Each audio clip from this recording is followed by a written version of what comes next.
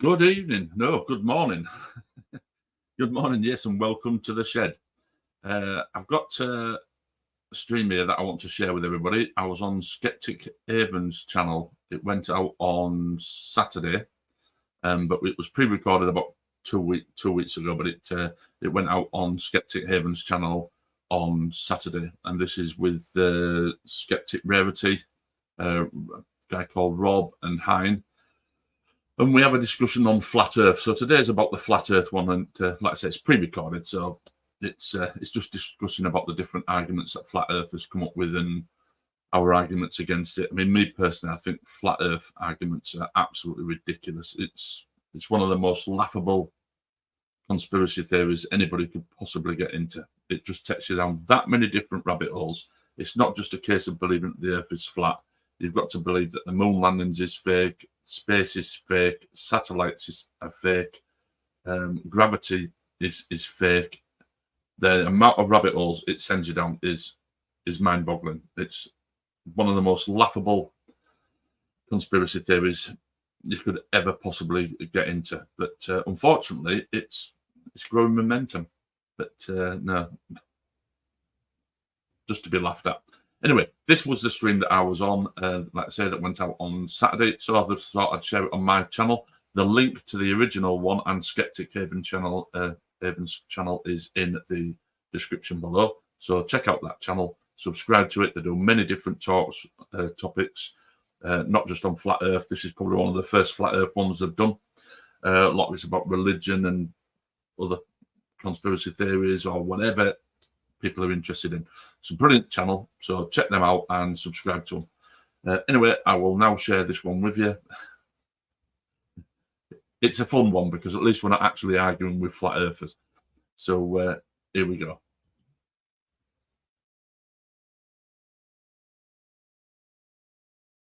That and you start the recording right away, and that's okay because welcome all of you wonderful people to another episode of The Global Atheist. I'm Secular Rarity, and today we are talking about flat earth arguments. And joining me today is flabbergasted Rob, Hein, and our special guest Paul Kamish. So grab your globes and your ring laser gyroscopes. Let's do it.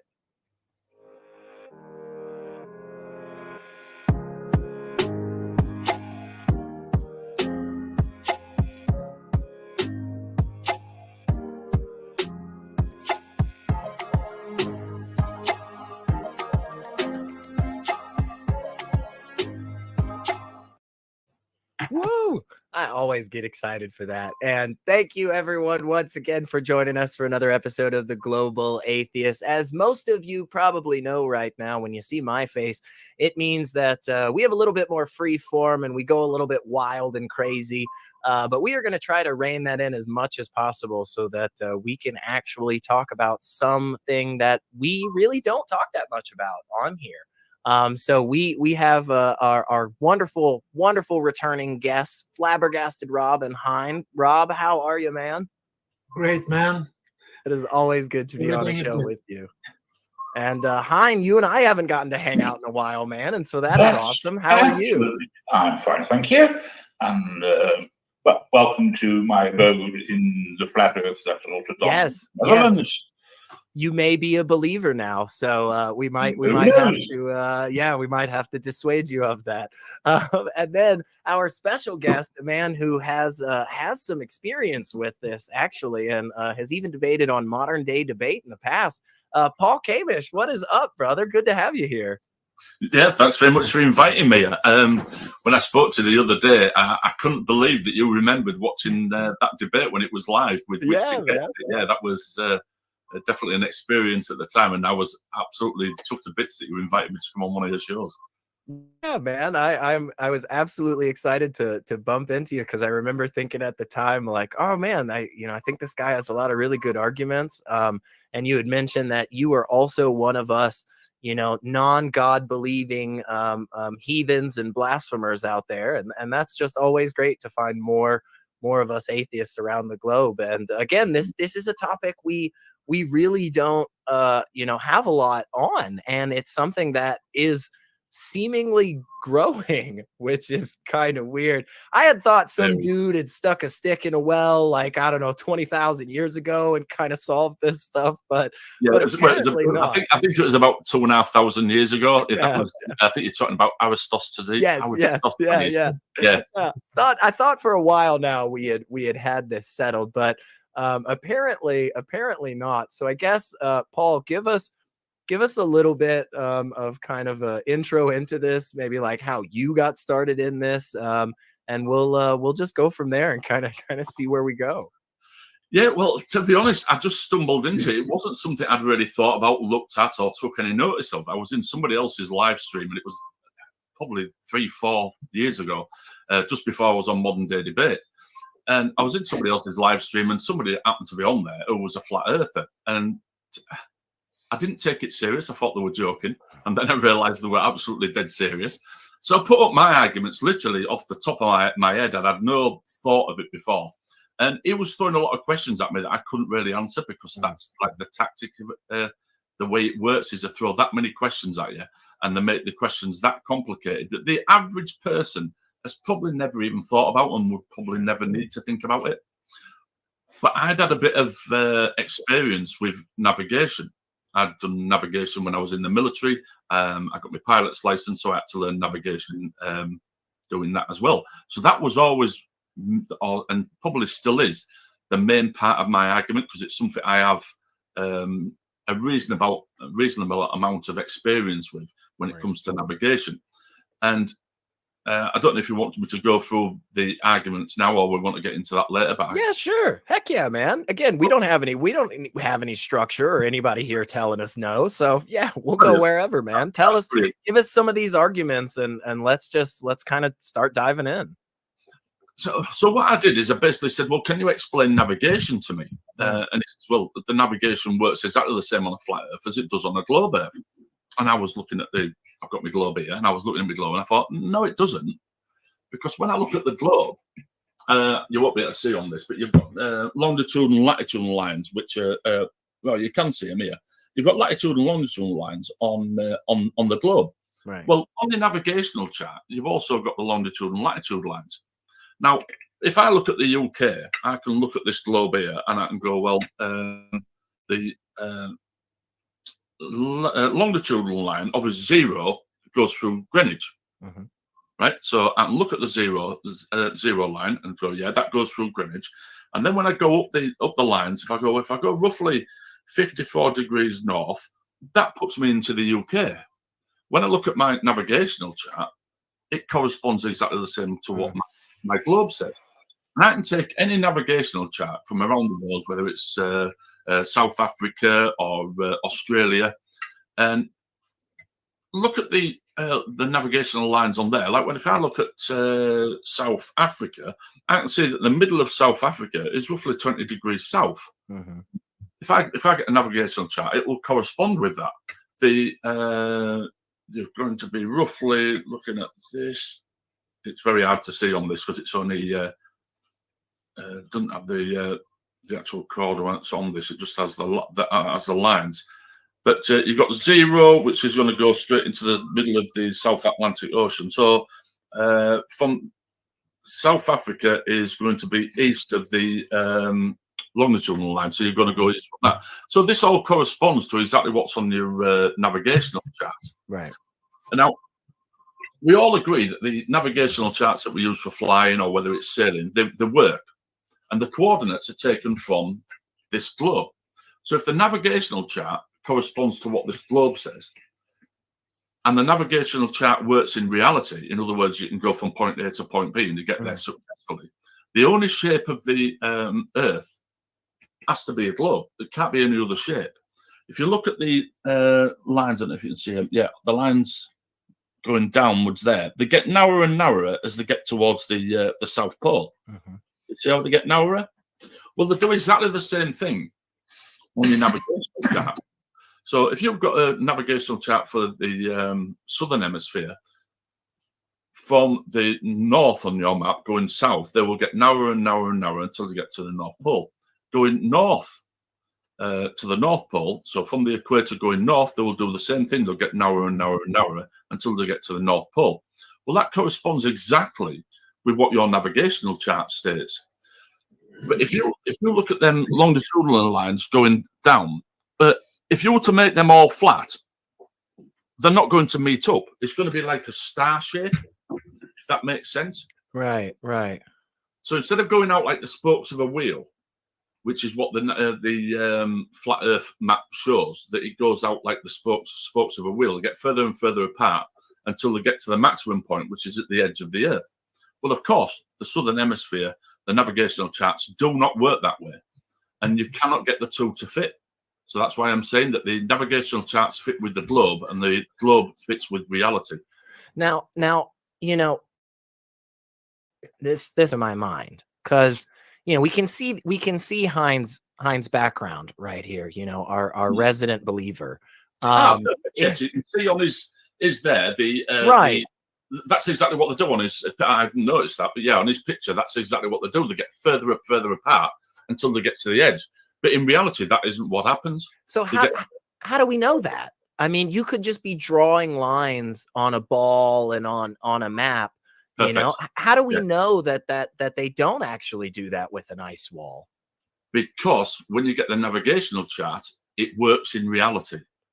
Oh. So if you're in South Africa or you're in Australia and you've got the navigational charts and you navigate, they work. They get you from point A to point B. But the longitudinal lines are working exactly as I said. They're getting further. They're getting closer together. The further south that you go. Yeah, perfect picture. And with on these, they'd be getting further apart. So it would be the complete opposite. Navigating in the southern hemisphere using the flat Earth map. Interesting, right? So on that model, how you would be traveling around the North Pole and the South Pole would be radically different. But that's not what we're seeing. That's not how we're just experiencing reality, right? Exactly. I mean, another thing that is, if you have that image there, if you go south from let's see, from Africa, so it's to the right on this image down to the ice wall, and you go south from Australia, you go to the left side of the map. Those distances on those points on the ice wall, according to the flat Earth model, those are extremely far apart. Sure. But you can fly from one of the points on Antarctica close to Australia over the South Pole to reach the other point of Antarctica south of Africa in a very short time. It's a very good point. Yeah, because the way you look on there, you've got where are we? We've got Australia here, and then you've got South Africa here, and you can look at that, and you can see that it's the distance between there and there on this is completely different to what's on that picture that you've got. It's almost the opposite side. It's a vastly different distance. So that's why the flat earthers have to invent the idea that you're not allowed to fly over Antarctica. Yeah, talk to me about this. Yes, I've heard this so many times, and I just from the very first time that I ever heard somebody make the argument that you can't fly over the South Pole or that you're not allowed to have ships down there, my first thought was aren't there lots of scientific research stations and stuff? So explain this to me, you guys. What where does this come from? Why do we know this is not true? It's a hoax. Well, we know that it's not true because you can go down to your local travel agent. You can actually book a trip down there if you so wish to go there. Oh, really? But what they like is due to the Antarctic Treaty.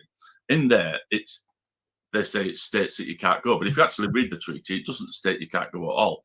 And what they'll say is you're not free to go there and just roam around and do your own investigations. But your own. But of course, you can't go to any country and just do that. You can't. We don't have free range where you can just turn up at a place and do what the hell you want. And of course, the Antarctic is one of the only places left on the Earth which is 99.9% unspoilt by man, and they want to keep it like that. It has a scientific interest for people. So, but they said that's basically to stop everybody else from going there. But of course, you can go there. And again, flying over there, it's not really advisable to be flying over there. It's a massive area, and if anything was to go wrong, imagine the logistics it would take to send out a search party to try and find you. So it's probably not advisable to just go wandering around there freely without people knowing where you're going, and it probably won't be that advisable without a lot of backup to just go flying over there in a light aircraft just because you want to go and have a look at the North Pole. That's ridiculous. It would take quite a lot of fuel, wouldn't it? I mean, Antarctica's pretty big. I mean, I've read about that. Well, there aren't very many, let's say, airlines that can, when they fly a great circle from place to place, that comes across Antarctica. I mean, even from Australia to South Africa, doesn't even touch Antarctica. Right. And there would be no need to. It just, there isn't. I mean, well, the point is, of course, quite a few commercial airliners fly across the Arctic. Sure. But there's a short route. And they're quite, I mean, the classic one is from Europe to Japan. That's straight across the North Pole. Well, not quite straight, but pretty much. So is in part one of the big reasons that it just truly isn't feasible. It just doesn't make sense for us to be doing that. Whereas on the northern pole, there are so many more countries that touch up there that it just makes so much more sense for us to be doing that. Like, yeah, I believe about 70% of the Earth's population lives in the northern hemisphere. I believe somewhere along that figure, 70% of all human beings live north of the equator.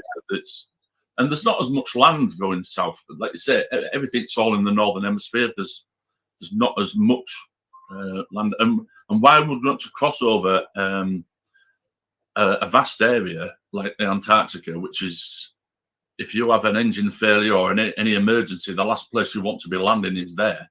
I mean, the rescue mission alone would be absolutely unbelievable. Right. Somebody will try and rescue you from such an hostile place. So yeah, the commercial flights are going to avoid it. And plus, there's no reason for them to go over it. They'd be going over it just for the sake of going over it. Sure. Just to prove to prove this very small community incorrect. Yeah. I guess. And let's be honest, the airlines have got no interest in what flat earthers do. Then they're not going to spend 1 second trying to tell a flat earther that no, you're wrong. The same with NASA. They say that NASA's lying to us, and they say, well, why can't NASA do this to prove it? Because NASA doesn't care what you think as a flat earther. It really doesn't care. It's not going to waste its time and its resources to satisfy you, because all you're going to say is it's fake anyway. Let's be perfectly honest. They're not going to accept what we do.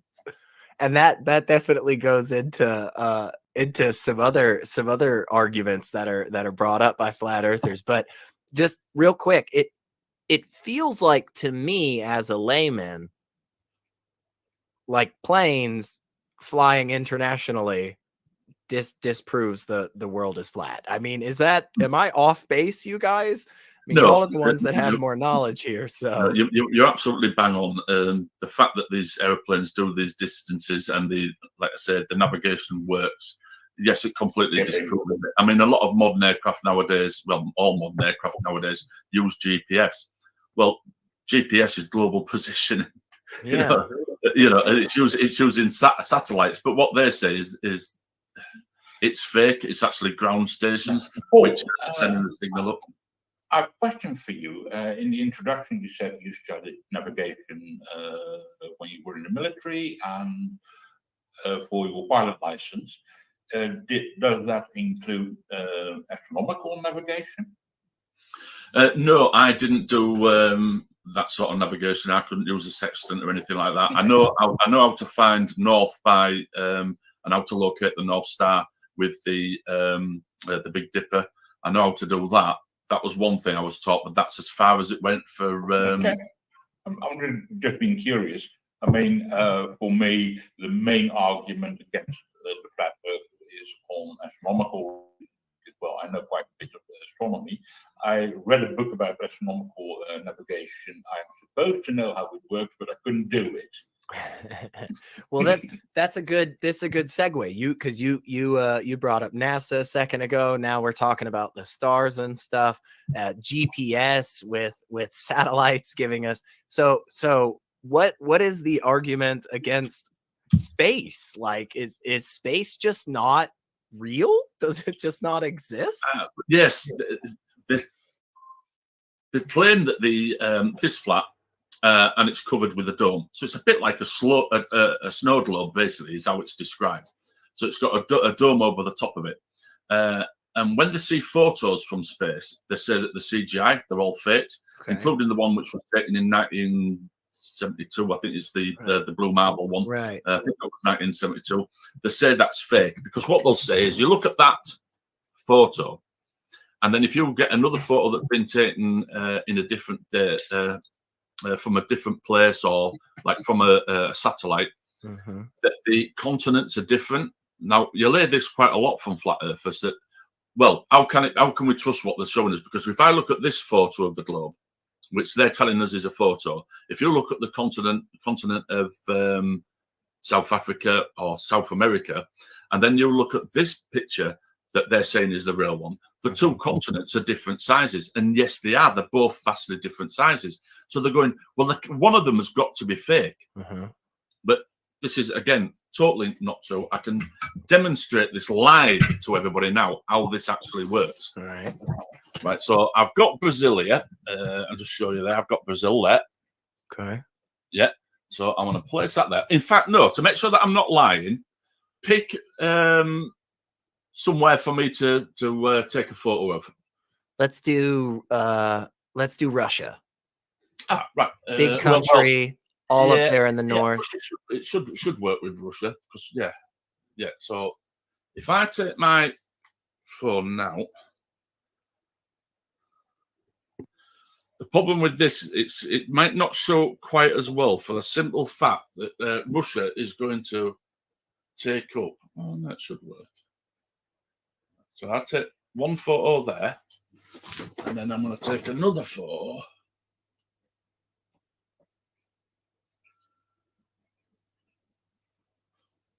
Let's have a look.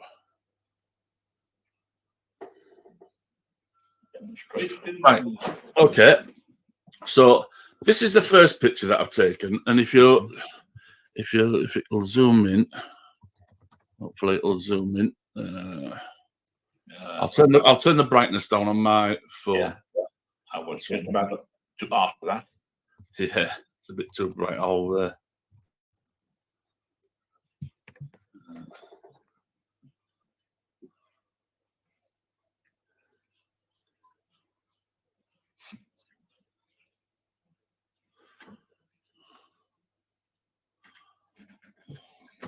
is that still too bright?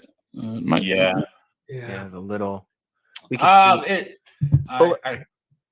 when you pull your camera away. Yeah, when you pulled back just a bit, we could see it a little better. Yeah. Right. I've put the brightness down a lot further. All right. That's better. Right. If you, right there. If you look at all that, look at. I've got the picture, so it's basically almost from the top of my phone to the bottom there. Yep. Right. Look how much of Europe you can see there.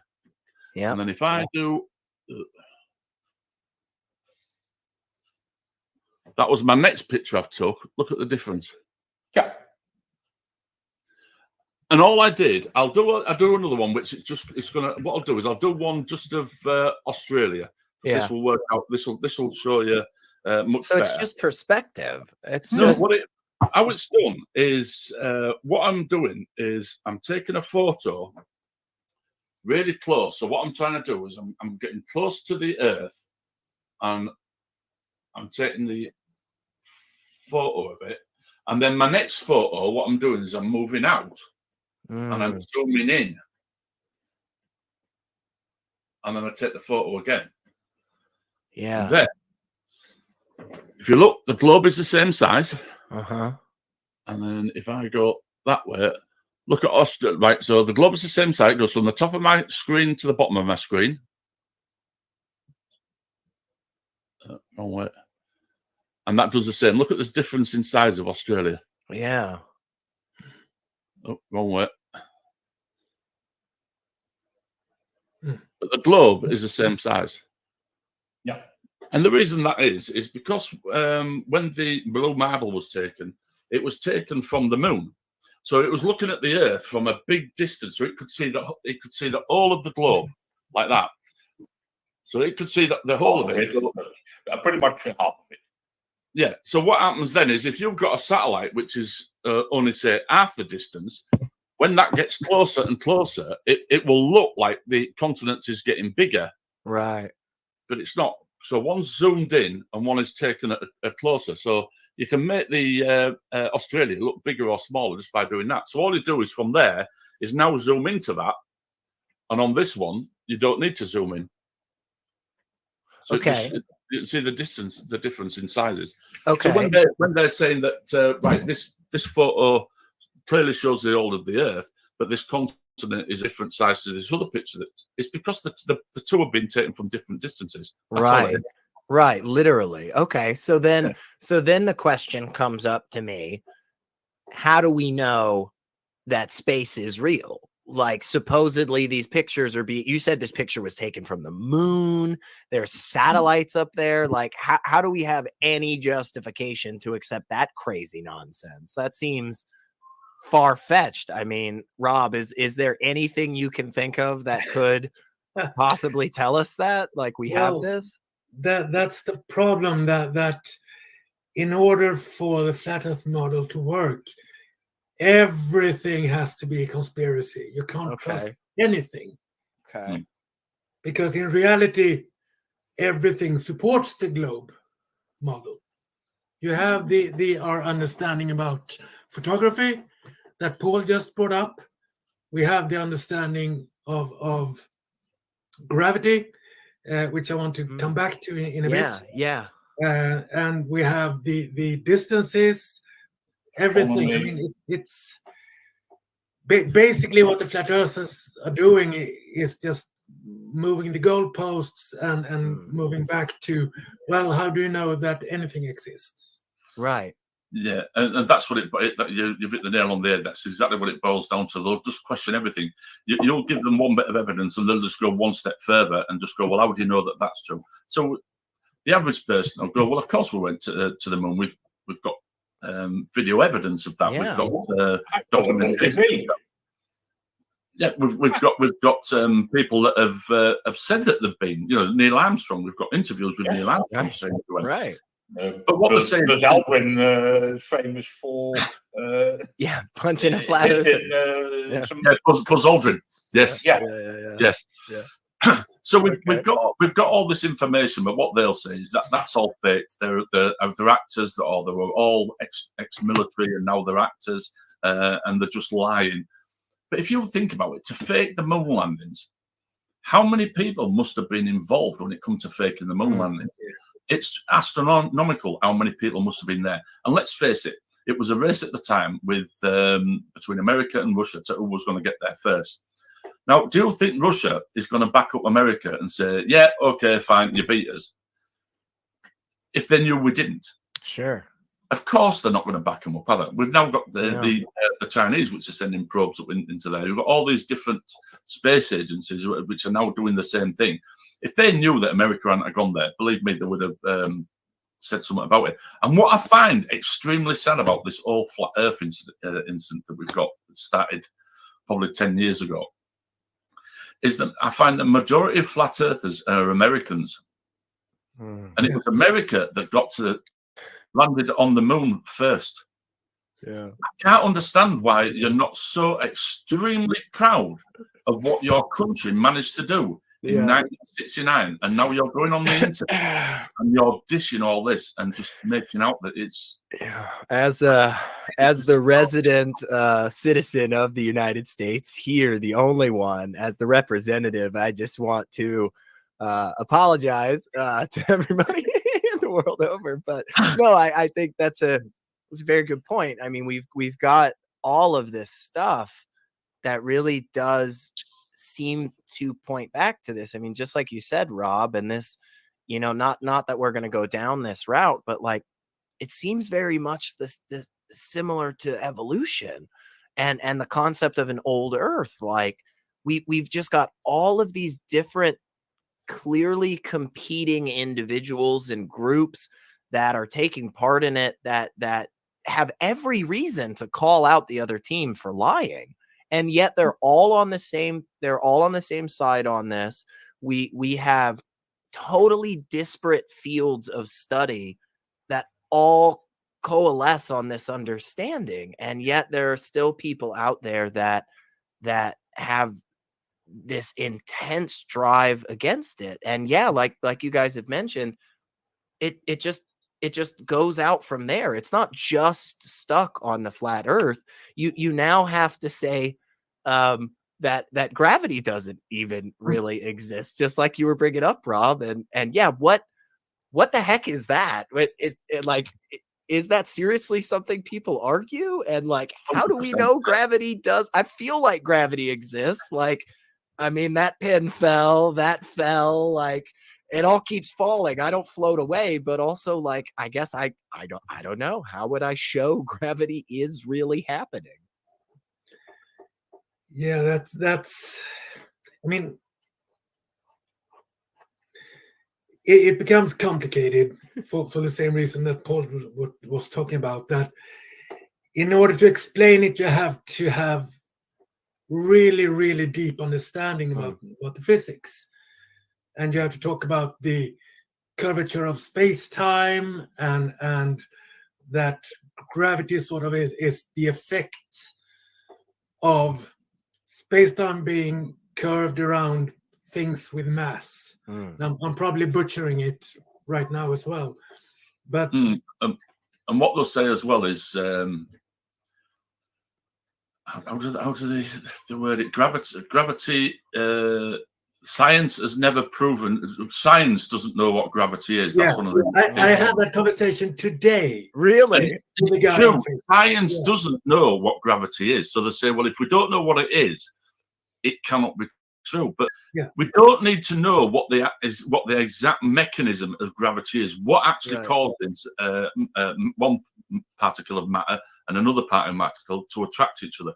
We don't need to know what actually is the mechanism for that. Like you just mentioned there about the curvature of space-time, we can see the effects of gravity. That's the point. We can see the effect of it. And their explanation doesn't work because they use buoyancy and density. But buoyancy and density has also got to have another part of it, which is gravity. You take the gravity out of buoyancy and density, it doesn't work, because what they're saying is, if I've got this object here, that'll do.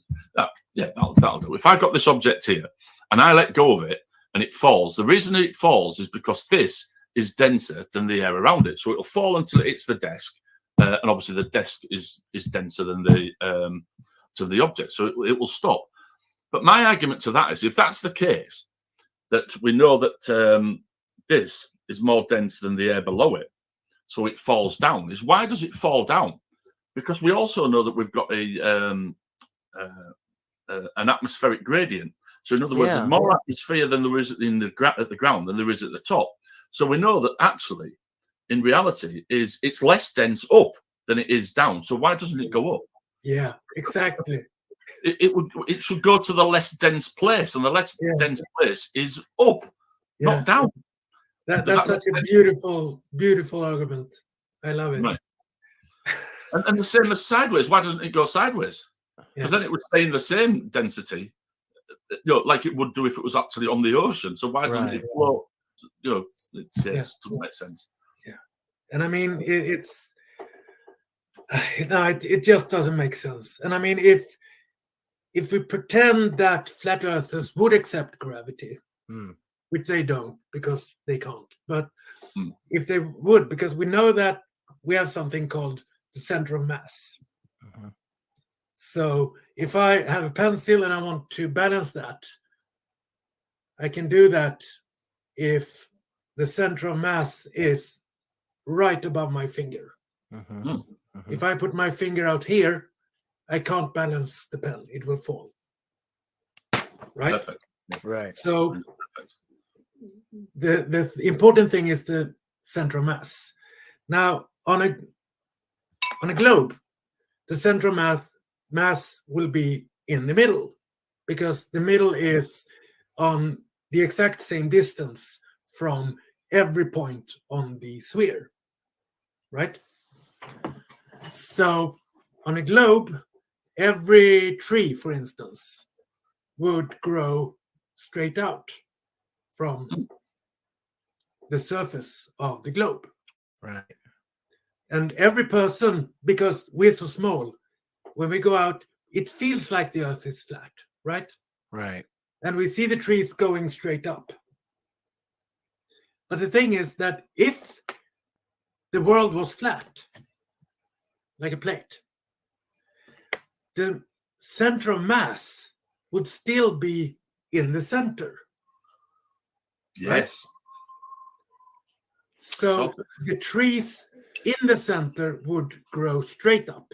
But the trees closer, further away, they will lean. Oh, that's fascinating. That's interesting. And they don't. No, but your problem is that the flat earthers don't believe that gravity exists. And it's probably due to the fact of arguments like that, which to somebody who understands, well, not even understands how gravity works, but just has a very basic concept of gravity, will soon come to the conclusion that what they're arguing is ridiculous. If you look at the globe, like you've just explained there, every point on that globe, so wherever you are stood on that globe, you're at the top. In your perspective, you are at the top. And what they'll say is show me photos from space of an aircraft flying upside down. Well, it's not flying upside down. That's only from your perspective. Right. So if you're out in space looking at it, not that you could zoom in that close to actually see an aircraft flying. I mean, it'd be so minuscule. But from your perspective outside here looking in, the globe is whatever position you're in out there. So if you were in a spacecraft, some alien race coming towards the globe, it probably wouldn't see it in that orientation. It might come in at that orientation. And to them, that would be the top, that would be the bottom. It depends on what their orientation was. Yeah. But us as individuals, when we're stood on the globe, at any point you're stood on the globe, you're stood at the top. You're not stood on the side. Your perspective, you're stood at the top. Everything curves away from you. When you're looking out at the horizon, if you're on the sea and you're looking out at the horizon, everything is going away from you. You're not going to be here sort of like looking up because you're further down here. So you're not going to be looking up. You're always going to be in that position there. So if that's where you are in the ocean, you're there and you're looking around you that way.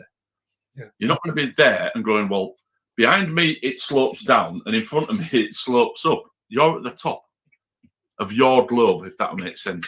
For your perspective, you're always at the top. Yeah, that's very interesting. And yeah, Rob, I had never heard that thought about the trees before. That really does. I think I saw a Neil deGrasse Tyson video about it. Interesting. Yeah, that both of those really.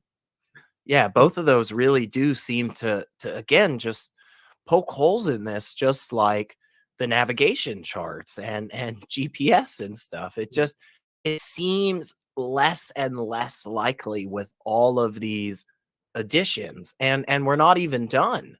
Like, I mean, the fact that things disappear from you over the horizon, bottom up, that seems to be confirmatory that why is that evidence of the Earth not being flat? Why does that confirm? Yes, I know this one. the Earth is round? Unfortunately, due to the fact that we live on a globe and the globe has got an atmosphere, you can get what you call atmospheric refraction. So as the light travels from the sun and comes through the atmosphere, you've got different densities of atmosphere, and it can also depend on the temperature and the barometric pressure, and basically there's many different conditions which can change the atmospheric refraction. So what they're saying is that the Earth curves at 8 inches per mile squared. So from your position, a mile out, it drops 8 inches. Okay. So at 3 miles, because it's squared, I think at 3 miles, it should anything should be below the horizon by 6 foot. And obviously, the further you go out, the distance is squared as it goes out. So what they'll do is they'll say that from this position that you're in now, if you're taking a photo of something which is 20 miles away, you shouldn't be able to see it because it's hidden by, I don't know, I'll have to pick the figure out, maybe it says 6,000 feet of curvature. So it's impossible to see it. And what they'll do is they'll go to these different locations and they'll take these long-range photography photos, which are 20, 30, 40, 50 miles away. And they're saying, well, explain this. This is impossible. Well, that's done by atmospheric refraction. So if you turn up at the right time of the year, the right time of the day, and the conditions are just right, you can get these long-distance photographs. Right. And what they say is that disproves your theory. Yeah. But like I say, long distance photography is perfectly explained by atmospheric refraction. And the simple fact is, you take the photograph today, and you can't see it. But you come back in a week's time or in a month's time, and the atmospheric refraction has changed. You can now take the pictures. The fact that you can't do it every day, that tells you that something is going on, and it's just atmospheric refraction. I remember as a child, actually, I was on holiday down south. I was only about probably 12 or 13. We were stopping. Me and the family were stopping in. It's like a small inn, basically a bar with rooms upstairs where you could sleep. And when we were sat in the bar as kids with my parents, a lot of people turned up. Probably about 5, 6, 7 people all turned up. And they had all this camera equipment, tripods, cameras, and everything. And they all came into the bar and they were booking in. Once they got booked in, they come down to the bar. And my father just happened to ask them, what's going on? I noticed with all the cameras. And they went, oh, tomorrow is a perfect day for long-range photography. And they explained what they were doing with this long-range photography. At the time, I didn't take any notice of it and never realized that, 40 odd years later, I'll be explaining exactly what they were doing. So it's with people who do this, it's common knowledge of atmospheric refraction. So why does the argument that because eventually there's going to be a point where no matter how much atmospheric refraction you've got, no matter what basic telescope or something, there's just going to be a point that if I go outside and I just look east, okay, I will not eventually be able to see the three of you waving, right? I'm near the east coast of the United States. Y'all are across the pond. I will not be able to see you. Why, Rob, does the argument of just like perspective and like things getting small, like y'all are so far away, that's the reason I can't see you. You're actually on the same level, but you're just too far away. Why does it not make sense? Why is that not an acceptable answer? Gee, thanks. How to explain the extremely mistaken opinions about science? What was the question again? So, because I've heard yes, this atmospheric refraction. Yeah, you can see far off in the distance, but then some days you can see even farther. But then there is just a point at which you just can't see the thing that should be in that direction on the same level playing field. Yeah. What I've heard from flat earthers is that just the same as when you're standing on one side of the street and way on the other end, the person looks really tiny. because you're so far away from each other. It's just your perspective, man. Like if you had a stronger telescope, you could actually see further down that direction. But that doesn't seem to work because I can't see you guys no matter what I do. Yeah. Yeah, it does make sense. And I mean, I think a better approach, I think, is the one that Paul mentioned with, I think it was Paul, with the boats, or maybe it was you, Elliot, with the boats, and that you start seeing the top of the sails, then you see more and more of it. It's not the whole boat being small and getting bigger as it comes closer. You see more of it starting top down. So I it's just think that's a better because we have limits to our sight. Right. That's just. It's just that the argument they're making isn't even what we're actually experiencing. It's not that you get smaller, it's that you literally start to disappear. There's something covering the bottom of you. Yeah. And that's the Earth. That's yourself gets into the way. Right. It blocks off you. It's as simple as that. Okay. I'm feeling, guys, I wasn't so sure when I started this, I wasn't so sure that we had answers to some of these things, but it's feeling like we might actually have a good understanding. What about like stars? Do stars or our ability to see the moon or anything, like, does any of that mess with this possible So there's a dome over this Earth, right? How do we explain stars with that? Are the stars on the dome, or is it a projection? I don't know. I think that the general model is that the dome is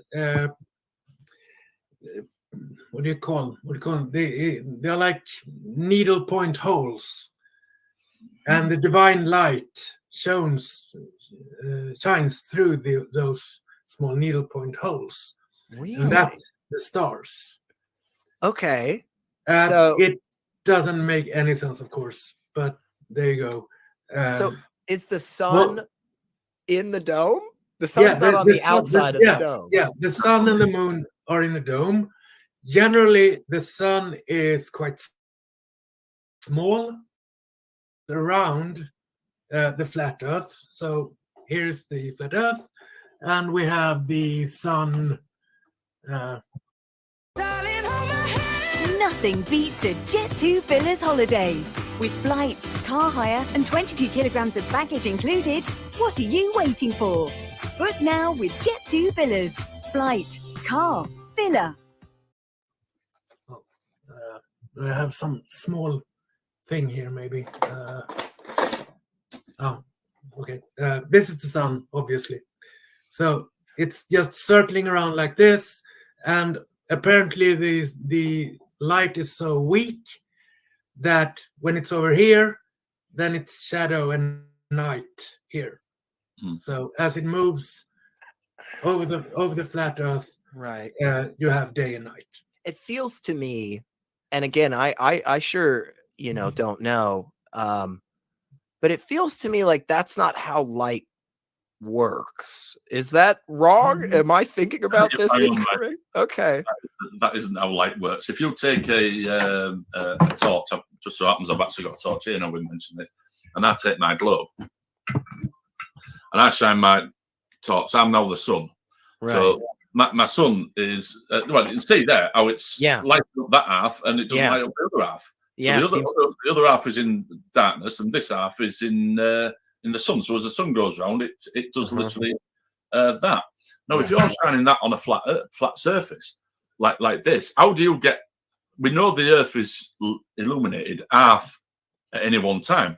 Yeah. So if you put that plate going round, how do you get that to illuminate only half of that flat plate? It can't unless it doesn't work. Also, I wonder if we can use their arguments against them, because if they say that, technically you can stand in New York and watch a guy in France, right? But if that's the case, then you should be able to see the sun even when it's way over the other part of the flat Earth. Right, because light would just keep traveling unless there was some object that prevented it, right? So you might see it as a smaller sun or like a moving star or something. But and the thing is as well is if, when the sun's traveling on a flat Earth, as the sun's traveling further and further away from you, you would expect to see it get smaller and smaller and smaller and smaller and smaller until it becomes a pinprick and then disappears. But that isn't what we experience. Right. We experience the sun at roughly half a degree. You've got atmosphere, so you roughly see the sun from the moment it rises on the morning until when it sets at night, roughly the same size. Yeah, half a degree of arc. Yeah. Does that the sun seems to, at least from my perspective, y'all, every day. I mean, maybe I missed the day of seeing it, but every day it seems to come up on one side and like go in this loop. Right. Okay. So y'all have experienced this too. Yeah. Okay. So I'm not crazy. Yeah. So how does that happen on a flat Earth? How would that happen? Yeah. The problem is that in the old flat Earth models, like I think it was the Mesopotamians or the Sumerians, the ones that inspired Terry Pratchett for his Discworld model. The sun did go beneath the Earth, and come back on the other side. So then this was the model with the sun moving actually around the whole flat Earth. That does actually make sense. And that does make sense back then, because you only had an experience of your local area. So to you, when it's day everywhere, and when it's night, it's night everywhere. But now, due to the fact that I can speak to somebody in Australia, and I'm in daytime and they're in the nighttime. They're experiencing nighttime and I'm experiencing daytime. We know there's two completely different time zones, which is it's still the same sun. So it doesn't work now, that argument, because we would all experience daytime and nighttime at the same time, and we know that we don't. So what about time zones?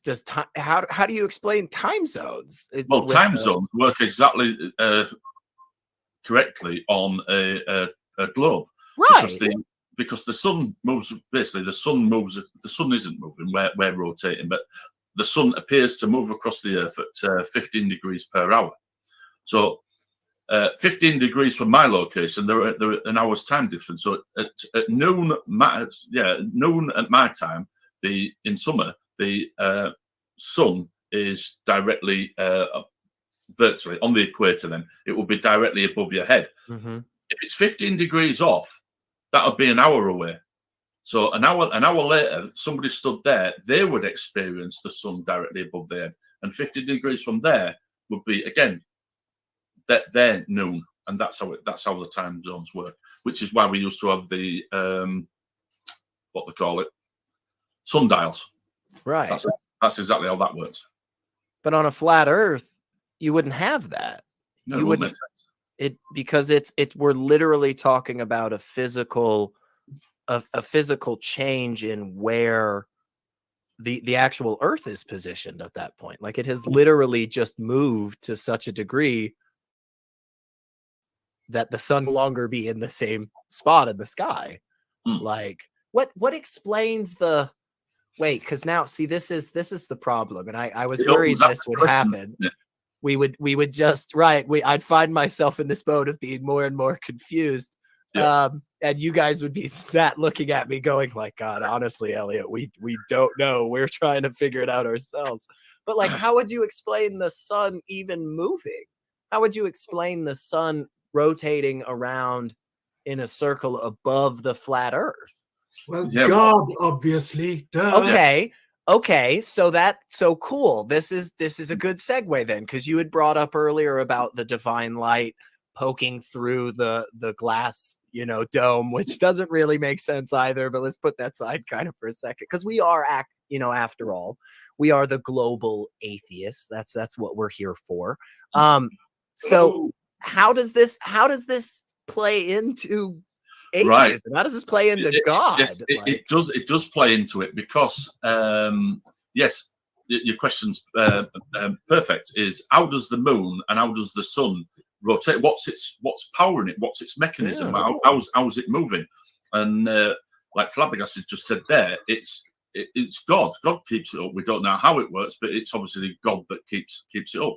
And the reason that the flat Earth is being hidden, all these governments and NASA and other space agencies are trying to hide the fact that it's a flat Earth, is because that the flat Earth will prove that a God exists.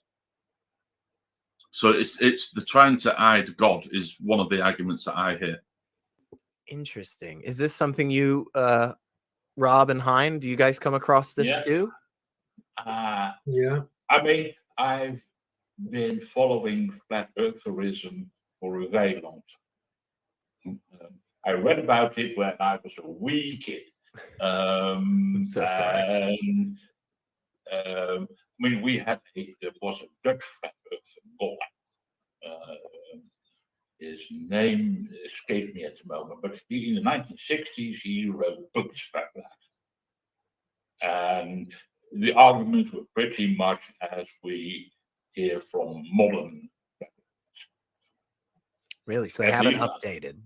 Not really. I mean, he did weird, I mean, it's a year, I think 50 years ago that I read it, so I don't have exactly his arguments in memory, but pretty much the same we heard later. And he was laughed at, of course. This was during the moon landings. And people were quite aware what was going on there. I mean, I was 7 when in the middle of the night I watched a tiny TV with the moon landing of Apollo 11 landing. Really? And it was in the middle of the night, so my parents took me out of bed. What's that? It's important. That's exactly what happened to me.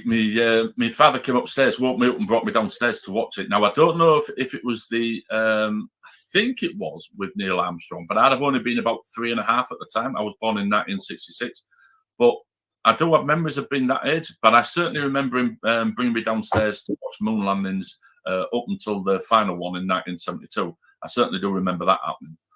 Yeah, so that's the same thing. My dad and my dad said exactly the same thing. You've got to come down and watch this. This is an amazing thing that's happening. You've got to, I want you to experience it. But I cannot remember if it was. I seem to think it was the Apollo 11, the first one with Neil Armstrong. I do seem to think it was that, because when I do see the footage of that, that is the one I remember as a child. Interesting. Yeah, exactly the same experience.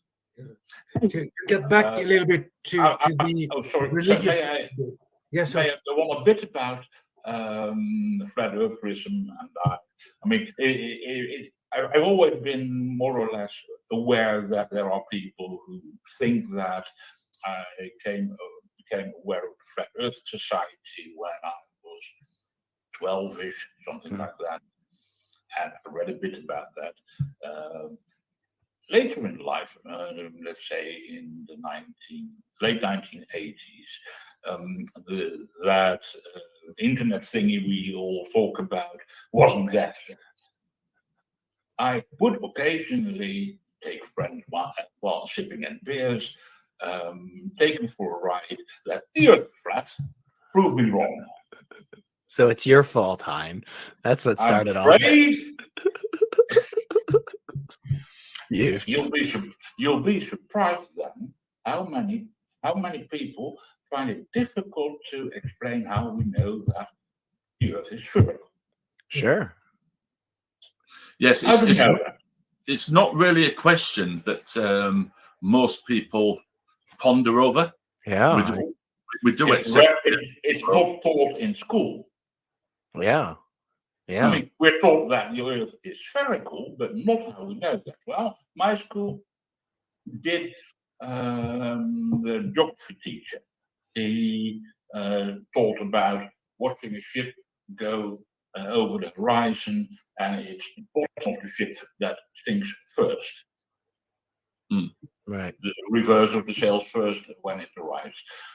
And later, when I started to study astronomy, not at the university level, by the way, but I'm an amateur astronomer.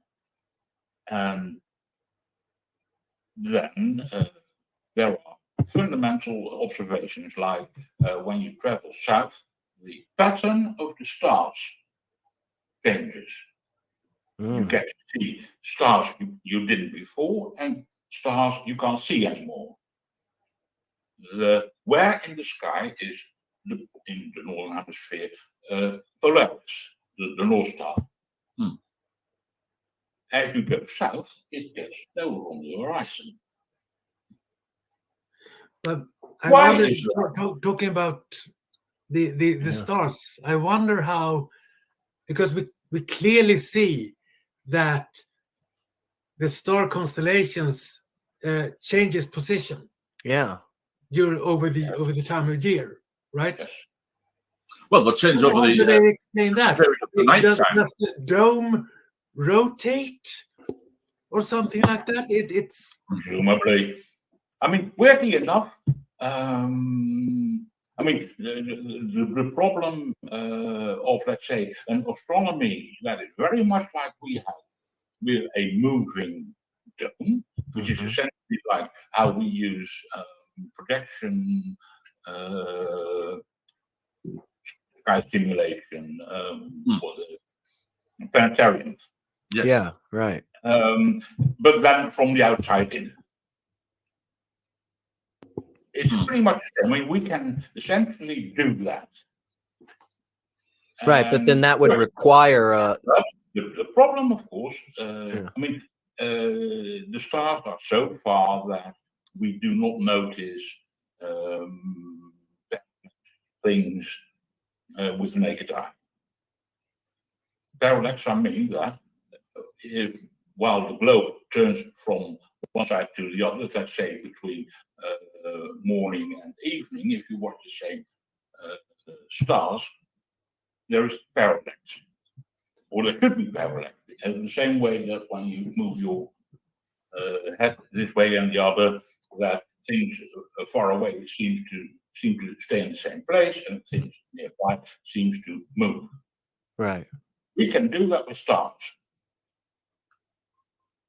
We can see them but we can't see that with the naked eye. But with a telescope, we can.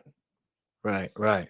Yeah, you can. Yeah, I understand what you're saying. You can measure the parallax difference from one time to another time. And what you were explaining there was like if you're in a car, trees and things that are going past you, they look like they're going really fast. But if you look in the distance at a further point, as far as you can see, the mountain looks like it's barely moving. Exactly. But we can. You might be able to not see that with the stars because the distance that we're looking at when it comes to the stars is literally light years away.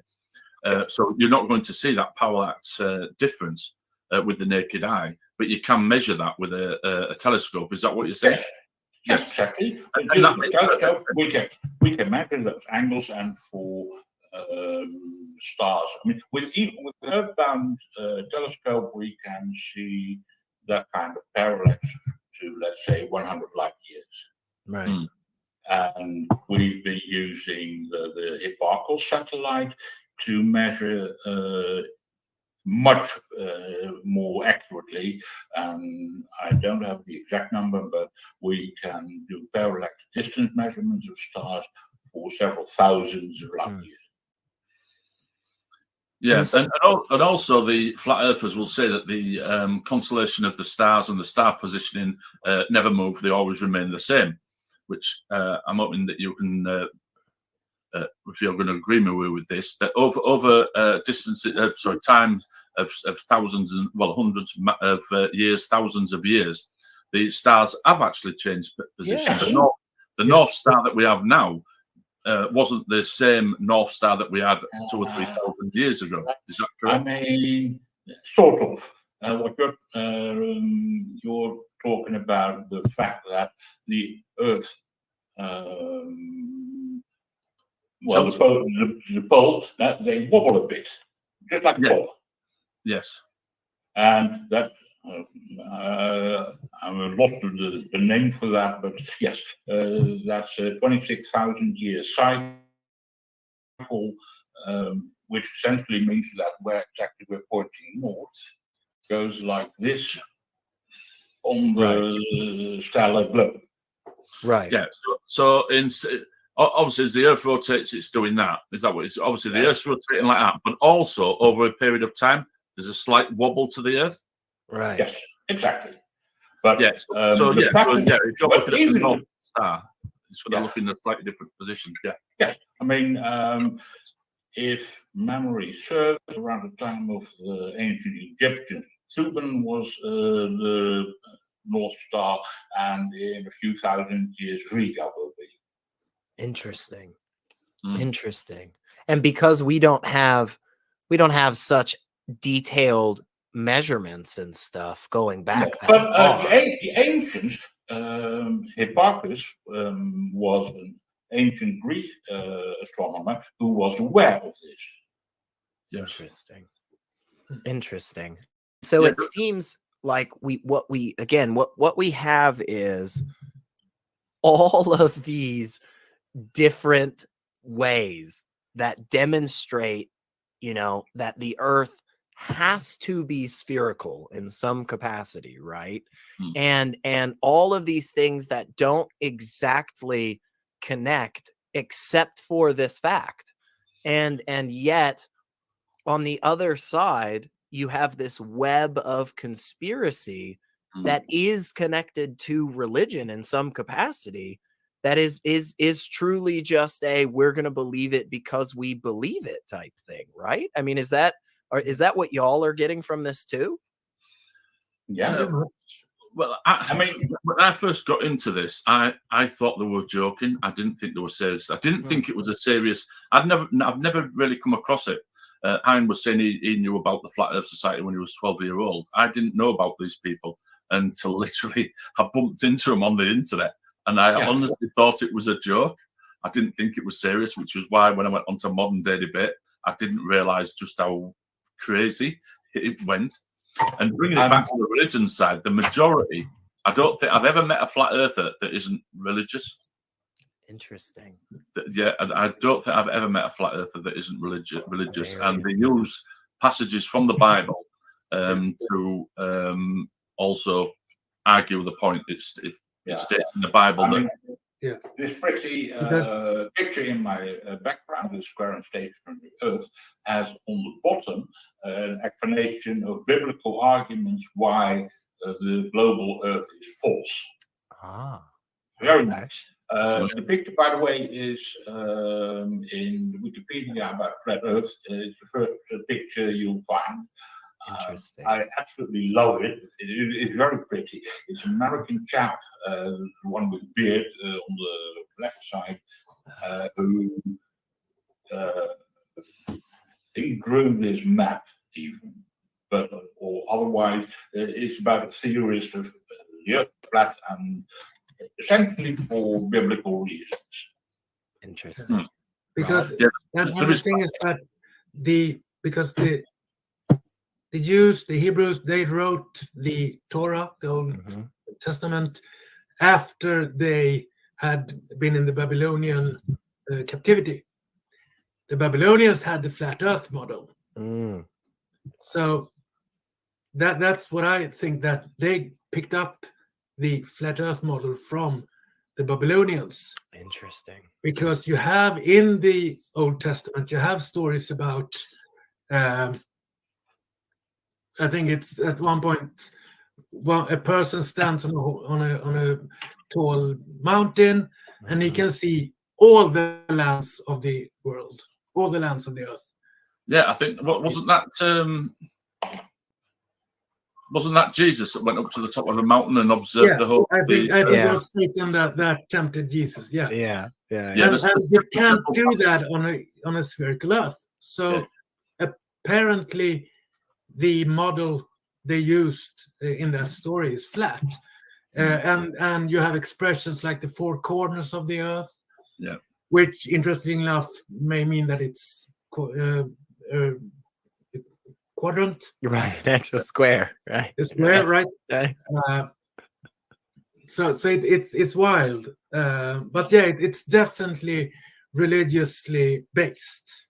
Oh, without a doubt, yes. That's I mean, let's be clear that the ancients, at least the Greeks, were from roughly 500 BC, had the right of the shape of the Earth.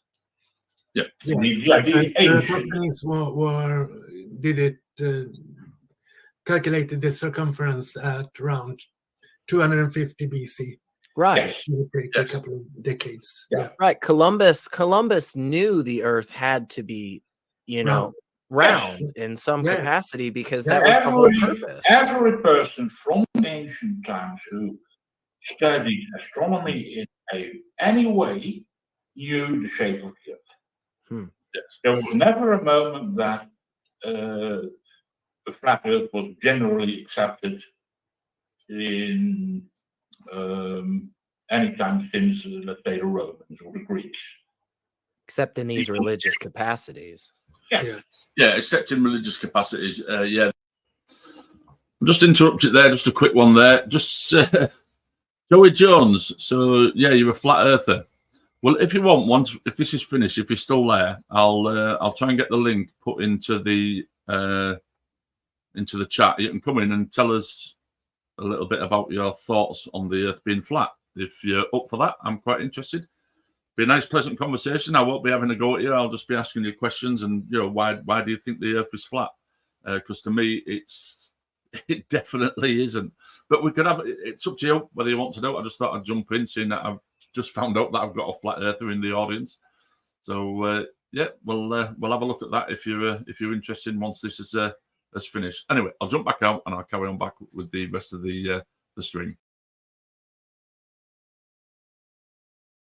I mean, we did know, let's say, 2,500 years ago, we knew the shape of the Earth. And when Christopher Columbus set sail, he knew that he was set sailing on a globe. He didn't think it was going to fall off the edge. That's just worry. The size. I mean, the whole point was to find a zero to India. Yes, which is why when he first arrived in America, I believe this story is correct. Is when he first arrived in America, he thought he'd found the back door into India, which is why the local people then they were called Indians. That's why they got the name Indians, is because he thought he'd actually landed on the backside of India and he hadn't. Yeah, and I mean, like Cuba and the islands are called the West Indies because he thought that he was in India and he had gone around the globe. Didn't we have that Magellan guy that circumnavigated the globe? Wasn't that a thing? How do you do that with a flat Earth model? Does he just go on the edge? They say what he's done is he's literally gone round like that, rather than I mean, you could go the same that way, so you can sail here and you can go round that way. Yeah. Or if you've got a flat thing, you can go round that way. Yeah, the long way round. Yeah. Huh. Okay. Yeah. If you're going east, just continuously turn left. Yeah. It just feels like that still wouldn't work with the course that they took. No. They seem to hit a lot of places that we have good documentation of that it wouldn't really make sense. So again, I was just going to say the problem with the flat Earth arguments is you can get one argument and their explanation will sort of like, well, yeah, that makes sense. They've actually got a good point there. But the problem is they also contradict other flat Earth arguments. So you can't get all the flat Earth arguments and put them together and you've got a complete picture. But when it comes to the globe model, everything fits. There's nothing that we're talking about today when it comes to navigation. Navigation doesn't contradict another part of the globe Earth. And, gravity doesn't contradict another part. And the sun and the moon and the positions of the stars and everything, that does not contradict. It all fits when it comes to the globe. But with the eclipses, next week, the solar eclipse. Yeah. How does that work on the flat Earth? Yeah. I looked it up actually because I was going to bring that up Yeah. because okay. I mean either if you have the old model with the sun moving around the Earth like that. Uh-huh. I mean, first if the sun is as small and as close to the Earth as most of the flat earthers believe, then how can you get, and the moon is like here, Yeah, it would have to be how really can you get close. a partial lunar eclipse? Because the whole Earth would block every light. There could never be a partial lunar eclipse. There would never be full moon at all Right. if the sun disappeared behind the Earth. So it doesn't work. No. And obviously, if the sun goes like this, how do you get a lunar eclipse then? Right. It wouldn't block it out. Yeah. But a lot And of them. the flat earthers actually have what they call, I looked it up, they think that it's there's a mysterious shadow object that orbits the sun and occasionally passes in front of the moon. Yeah, there's an invisible object that causes it to happen. What? Yeah. So There you have it. that's the thing. They have to always add some new weird thing. And I mean, it's a more absurd version of what happened in the process before we discovered that the Earth actually moved around the sun. Mm-hmm. With Galileo, Kepler, Copernicus, that they noticed that the planets moved not in perfect circles, but it seemed that they wobbled. So they sort of put on extra orbits and small spirals and stuff. Yeah, wasn't it Galileo that first discovered or first proposed that we orbited the sun rather than the sun? Yeah, sorry, the theory did exist. The sun wasn't it? Yeah. Okay, I he's mean, saying the idea. Wasn't he imprisoned by the Catholic Church for coming out with that model? Oh, sure. Yep. And then he ended up having to spend was it the rest of his life in under house arrest? Yeah. Yep. Yeah. And it was only something about 1996 when the Catholic Church actually apologised for that, actually acknowledged. And that just goes to show, doesn't it, how our religion absolutely plays into this. Yeah. It does. And our religion can actually stop the progression and the discoveries in the past. Imagine what we could have discovered if we had no religion at all. Yeah. Yeah. You know, for the last 2,000 years. Imagine how much further we could be. Yeah. To me, religion is like we have to drag it with us, don't we? We have to drag religion with us until kicking eventually, and screaming. literally kicking and screaming, and eventually it will agree. But it can take hundreds of years of dragging them. Look at the problem we've had with the LGBT community and the kickback you get back from the church. Imagine if the LGBT community could have been accepted and all this suffering stopped thousands of years ago. Yeah. If we didn't have to drag religion with us and religion basically poisoning the well with, it says in the Bible that it's a sin and all this lot. Right. You know, the majority of normal thinking, educated people should go, I don't give a crap what the Bible says. But unfortunately, we've got to drag religion with us until eventually it comes, which it is slowly, you can see, it is slowly now starting to be accepted, to accept this, but this shouldn't even be an argument. Right. It'll keep fighting back as much as it possibly It will can. keep as much as it can until it starts losing members, and then it will change its opinions to keep members, and that's why religions change over time. But unfortunately, it's usually 200 years behind the rest of us. Right.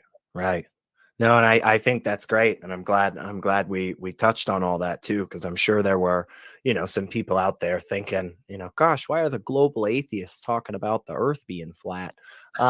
but no, it does. It has a huge overlap for sure. And unfortunately, even though we really don't have many rules or anybody here guiding us, we do eventually all want to leave and go to bed or eat or whatever. But this has been wonderful. I have learned a lot from all of you, and I think we hit on a lot of really great stuff. And I just want to go around and give everybody a second just to give us kind of your final wrap up and where people can find you, of course, and all that good stuff. Yeah, and see, we've got that cool little graphic about final thoughts. Hein, do you want to start us off? Give us your kind of final thoughts and where everybody can find you. I mean, I joked about that.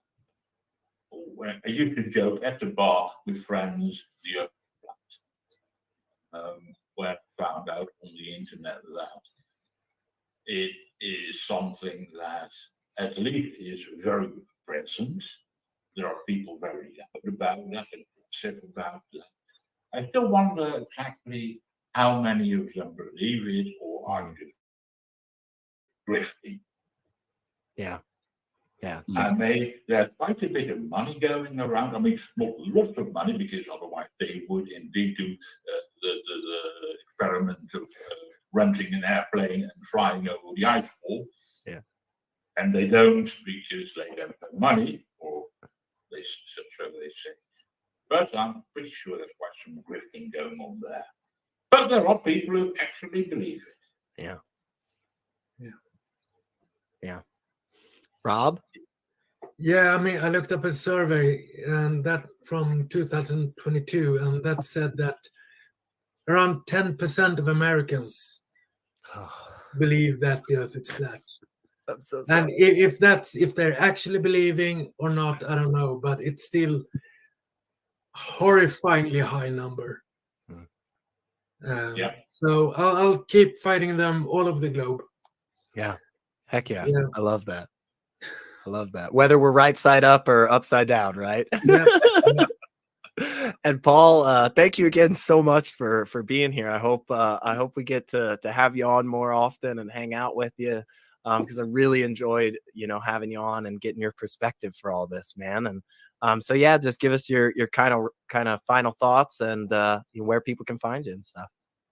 Yeah, well, thanks very much for having me on. I've thoroughly enjoyed it, and yes, I will definitely just send me a message. And I will absolutely 100% want to come on these types of shows again. This is the type of things that I do. If you want to find the things that I do, just literally put into YouTube my name, and you will find my channel. I do stuff about religion. I do stuff about flat Earth, conspiracies. I enjoy that type of content. But mostly, what I do is things like this, and what I will do is once this goes out, obviously if I get your permission, once this goes out, I will then attach this to my stream so that people can see it from my stream and things like that. So yeah, find me on YouTube, just look under Paul Camish. And the flat Earth thing, it's, if anybody's on the fence when it comes to flat Earth, please don't just look at flat Earth videos and take all the rubbish from them. Look at the other side of the story, and you'll soon find out that it works. Everything works on a globe, and it doesn't all work when it comes to flat Earth. There's so many things that are so mismatched. It's like having a jigsaw puzzle. You can have one puzzle or two bits that will fit together, but you will not get a complete picture. But whereas the globe, you will. I mean, I could have gone into so much more when it comes to this with flying and explaining how the flat earthers do not understand how aircraft work. But another thing I could have touched on as well is amateur radio. I'm an amateur radio operator. This is what this shed is. This is my little man cave, and I'll just quickly show you. Oh, please do. Yeah. My brother is a ham radio operator. Nice. All right. Well, that's me equipment there that I've got here, and this radio here is connected up to that TV screen there. So I see. That's it there. I won't turn it up. But that's a channel there. There's somebody talking. America was coming in quite strong about an hour before we started. I was listening to a guy in America. Now, I understand how all this works, and it all works on a globe model. I'm literally bouncing the radio waves off the ionosphere to bounce it around the globe. That's exactly how it works. Yeah. So even this is telling me that the Earth is a globe, because the understanding of how this works you understand how the shape of the globe is. And then if you look up there, I've got my flat Earth map. Yes, of course you do. Wow. Well, that's not a flat Earth map. That's, I think I recognize the map. Oh, right. I don't know which one it is, actually. It's just one that I've seen. I don't know if it'll focus. Let me see. Oh, this Wow. is... Trying to get it to focus. Is it going to focus? There we go. I mean, this is a very early, around 1500, maybe 1520s map, where, let's say, South America looks a bit weird, and North America has bits that we don't see anymore. Yeah. And West California, what found you? That is awesome, man. That is awesome. Yeah, we're just gonna definitely have to have you back, Paul. I think that's Yes. what we have figured out. So Brilliant. yeah, thank you all so much. Seriously, I really enjoyed the crap out of this. I learned some stuff which I didn't think was. I wasn't honestly sure. I was going to walk away learning some things talking about such a silly subject, but no, truly, like there was a lot here. I think that we touched on, and I hope all of you out there are wonderful viewers. I hope you have enjoyed this. There is a very simple way that you can tell us that you have in fact enjoyed this, and it's just by liking the stream, subscribing to the channel, hitting the bell, leaving a comment underneath, maybe making fun of my shirt. It just, all of these things are acceptable. There's also another way that you can help too, and that is by becoming a patron. And we've already got some of those wonderful people that are patrons, and they help support the show and make all these wonderful things happen. Like, for instance, Eric Ozels, Ryan, Deneen Murphy, Dan D, Michael Wiseman, Cindy Plaza, Sunny Shell, Aaron Colson, Phil Calderon, Amanda McLeod, and Logan Fisher. You are all truly, truly wonderful, wonderful people. And you saw it earlier scrolling by, all the great shows that happen right here on Sceptic Haven. We have, of course, the Sunny Spot. We have Secular Soapbox. We've got this Global Atheist Show and the Women Atheists Unload. And then, of course, our call-in show, Let's Talk. So definitely make sure to hang out for all of those other things as well, you guys. But seriously, I had so much fun. We're going to have to do this again before too long, you guys. But in the meantime, go out there and watch the planes fly, and remember that the Earth is very, very clearly not flat. So if you want to see how mad the flat Earth is, watch one of my videos. Again, I stumbled into a stream and this guy just suddenly started talking, and I just went, "You're not a flat earther, are you?" And he carried on talking, and I went, "You really are a flat earther." And I'm not joking. He just question after question after question. He just bombarded me with questions after question. We call that in the greatness world, that's a gift gavel. Yeah, exactly. Yeah. Exactly. And he wouldn't address any of the answers that I give him. I even had to say to him, "No, stick to the subject. Just answer." He went, "No, we've moved on from that." And it was next question. I went, "You're not even listening to what I'm saying. You're not addressing anything I say."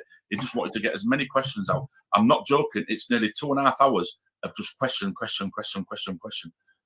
Well, definitely go check that out, folks. And hopefully we have given you a little bit of ammunition in your belt here next time you're in one of these discussions, whether it is online or at the bar. So, but thank you all so much for being here, and do all those things I said, or I don't know, you might burn in hell or something. I don't know, maybe, probably not. It's not real. Yeah, but let's face it, you're going to be in good company, aren't you? That's right. We'll all be there, and it'll be round. It'll still be round, I think. So but until next time, you guys, thanks so much, and we'll see you then. Bye-bye.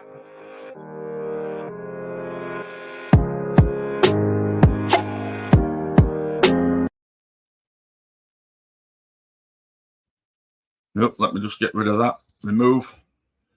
Right, hope you found that interesting. It was quite a good one. Like I say, it was on Sceptic Haven on Saturday, but we actually recorded it about 2 weeks ago. So yeah, it was a good one. In Davenport, thanks for coming, and thanks for your comment there, saying that you learned a lot and I need more publicity. Only you guys can do that. Share the stream and get people to watch. I do apologise about the light. I haven't got a curtain up, and the sun's coming round, even though it's a pretty miserable day. It's just started raining, but the sun's come round, so it sort of washes everything out.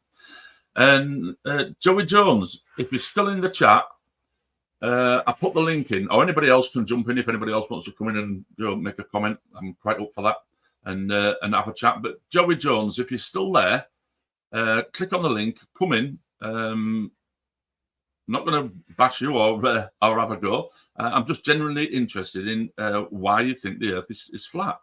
I'm quite pleased that a flat earther turned up and watch this.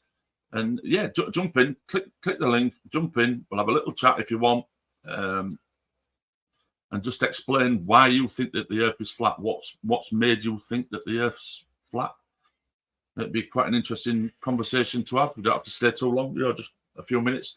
Or like I say, anybody else that's in the chat, click on the link, come in, let me know what just let me know what you thought of the video that I put out. Anything I could have done better, or what was good about it, whatever your thoughts are. So I'll just give it a minute or two, so that if anybody wants to click on that link, they can do, and jump in and have a bit of a chat about the video we've just watched.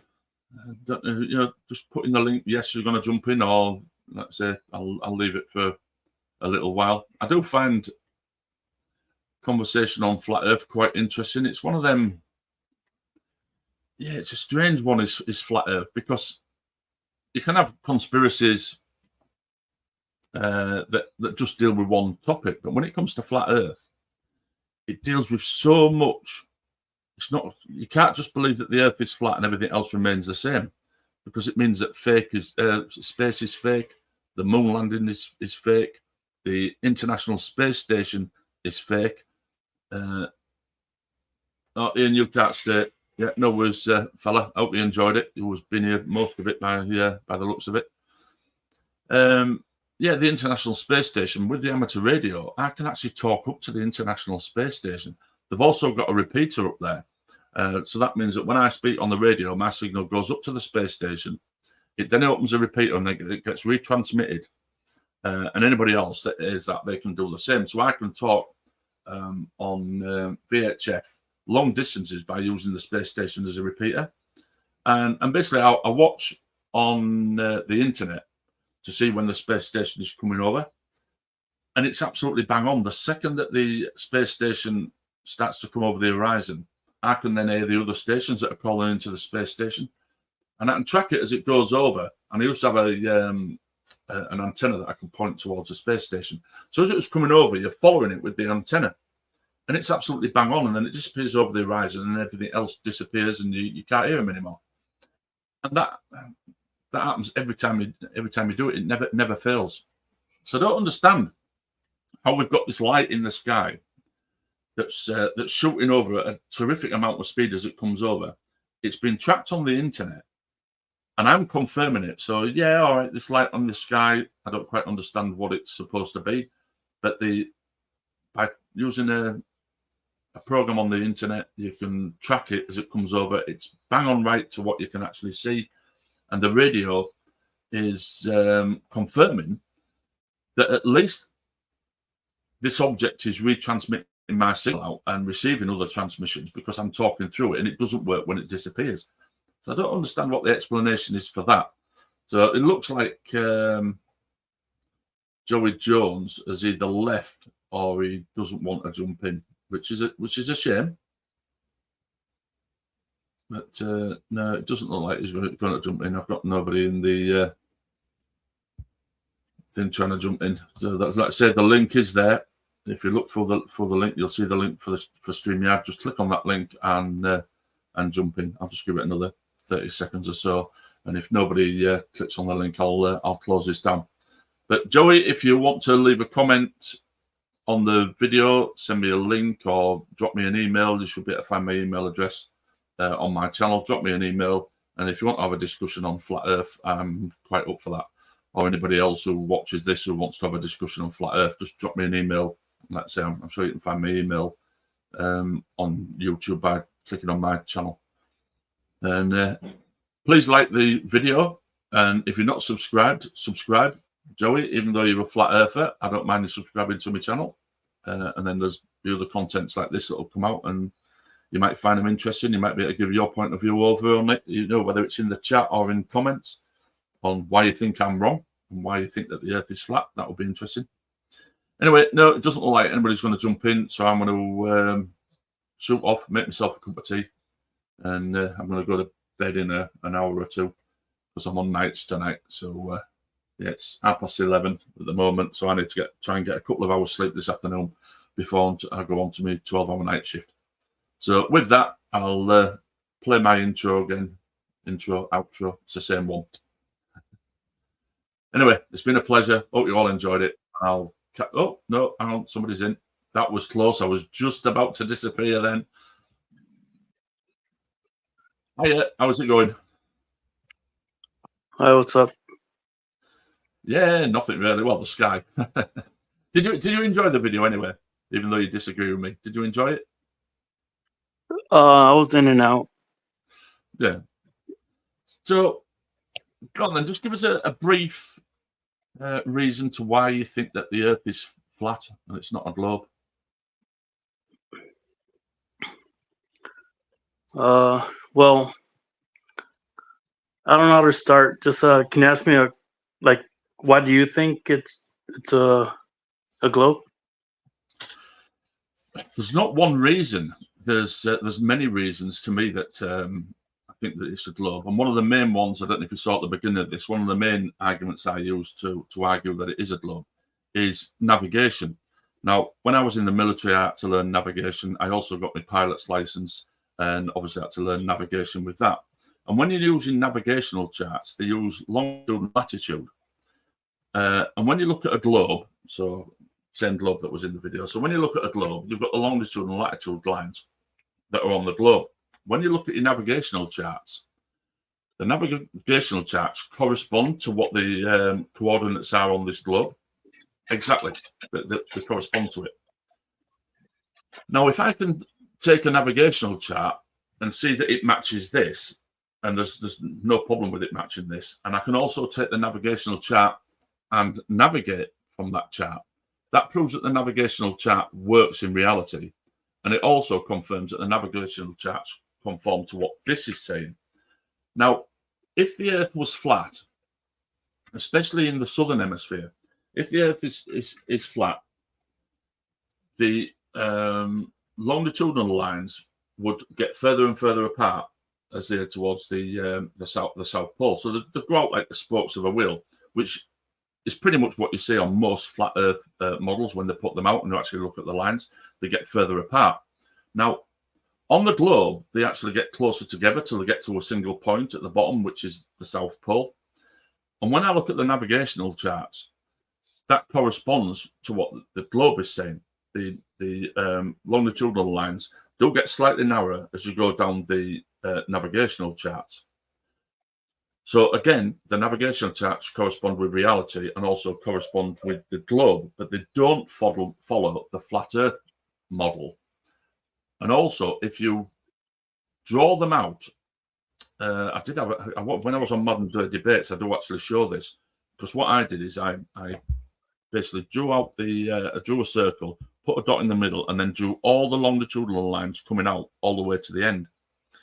Now, if you get to the equator and then you start joining the longitudinal lines back together so they go to a point, when it's opened out, it gives a star shape. So if the Earth was flat, it would have to be a star shape. And then when you fold the stars, the bottom of the points of the stars in, it remakes the globe. If you look at the stream I did on Modern Day Debates, I actually show this and demonstrate it. So to me, navigation alone disproves the flat Earth. And then, of course, there's other things as well on top of that which make me believe that it's a globe. Okay. Well, do you think the water curves over the horizon? Yes, and basically what's happening is, due to the fact that we've got the Earth and we've got gravity, what's happening is the the water is conforming to the shape of the globe due to gravity. So the water is level, but level doesn't necessarily mean flat. So something can be level and curved at the same time. So How? How? I'll try and explain it. So if you were in an airplane and you're wanting to fly around the globe, or just go from point A to point B on the globe, what you'll do is you'll get to a certain level above the Earth. So say, for argument's sake, an airliner that's flying at, say, 35,000 feet. It'd be 35,000 feet above the globe. And as it travels further, it stays at 35,000 feet as it travels around the globe. So it stays at the same level above the surface. Does that make sense? No, because if it was to go level, wouldn't it just fly into space? No, because then it wouldn't be level, would it? It'd be at 35,000 feet, then it'd be at 40,000 feet, 50, 60, 70, and so on and so forth until it went off into space. That then wouldn't be level. That would actually be climbing. So if it stays at I don't have a pen. If I had a pen, I could probably show you. This. But right, so if the plane would actually be curving. No, it doesn't curve. I know what you mean by that. Because how an aeroplane works is you've got thrust, drag, lift, and weight, which is gravity. Once they're all equal, that aeroplane will stay in the same. You understand about barometric pressure, don't you? Air pressure. A little bit.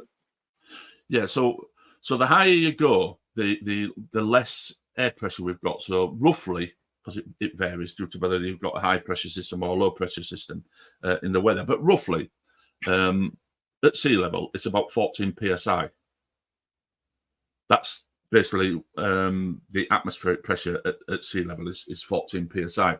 As you get higher and higher, that psi will reduce and reduce and reduce and reduce. So if you go like a mountain, eventually you get to a certain altitude, you need to take oxygen with you because the atmosphere is getting thinner and thinner and thinner as you get higher and higher and higher. And that's the same when an aeroplane's flying. So once it gets to a certain altitude, it's flying in that barometric pressure. And if the lift of the aircraft and the weight of the aircraft is balanced, it will stay at that altitude. If the thrust of the aircraft is equal to the drag of the aircraft will not accelerate any further. It will stay at a constant speed and stay at a constant height. And that, because it's in that barometric pressure is around the surface of the Earth. So as it's flying, it will stay in that same altitude. Does that understand if I explained it good enough? Yeah, okay. That's I get that. So it is level with the surface. But even if it's at the same altitude, yes, the it would still be curving. Yeah, but in if flying, it was a globe. Yeah, but let me just explain. When it comes to flying, that's known as a flight level. Right. So as long as you stay at the same height above the surface, you are following the curvature, but you are staying level, as in at the same level, same altitude above it. And I know what you're saying, that it should be constantly dipping the nose as it goes round, but it doesn't. You can let go. Once you've got the aeroplane trimmed out. I mean, I only fly light aircraft. I don't fly anything big. Once I've got it trimmed out and everything is equal, I can literally let go and just sit there and let the aeroplane fly. And as long as there's no wind that's going to hit me or to knock me off balance, I will still air. I will fly at that constant level. I won't need to alter the thing. It's basically what we call a poor man's autopilot, because everything's equal. And once everything's equal, unless something upsets the balance, that aircraft will stay at that same level, same speed. But that's not equilibrium. Yes, it is equilibrium for level. But what you're saying is you think that once I've got it flying straight and level, that I should then start literally flying off the. I should fly off the side of the Earth and go up. But then I wouldn't be equal, because for me to do that, I would have to increase the thrust of the aircraft that I'm in, because that's what I'm saying. Everything's equal. So the drag, the thrust, the weight, and the lift is all equal. So if it was to continuously get higher and higher and higher, or literally fly off the globe, I will be traveling then into a different density of air. It will be getting thinner and thinner and thinner. So I'd have to increase the thrust.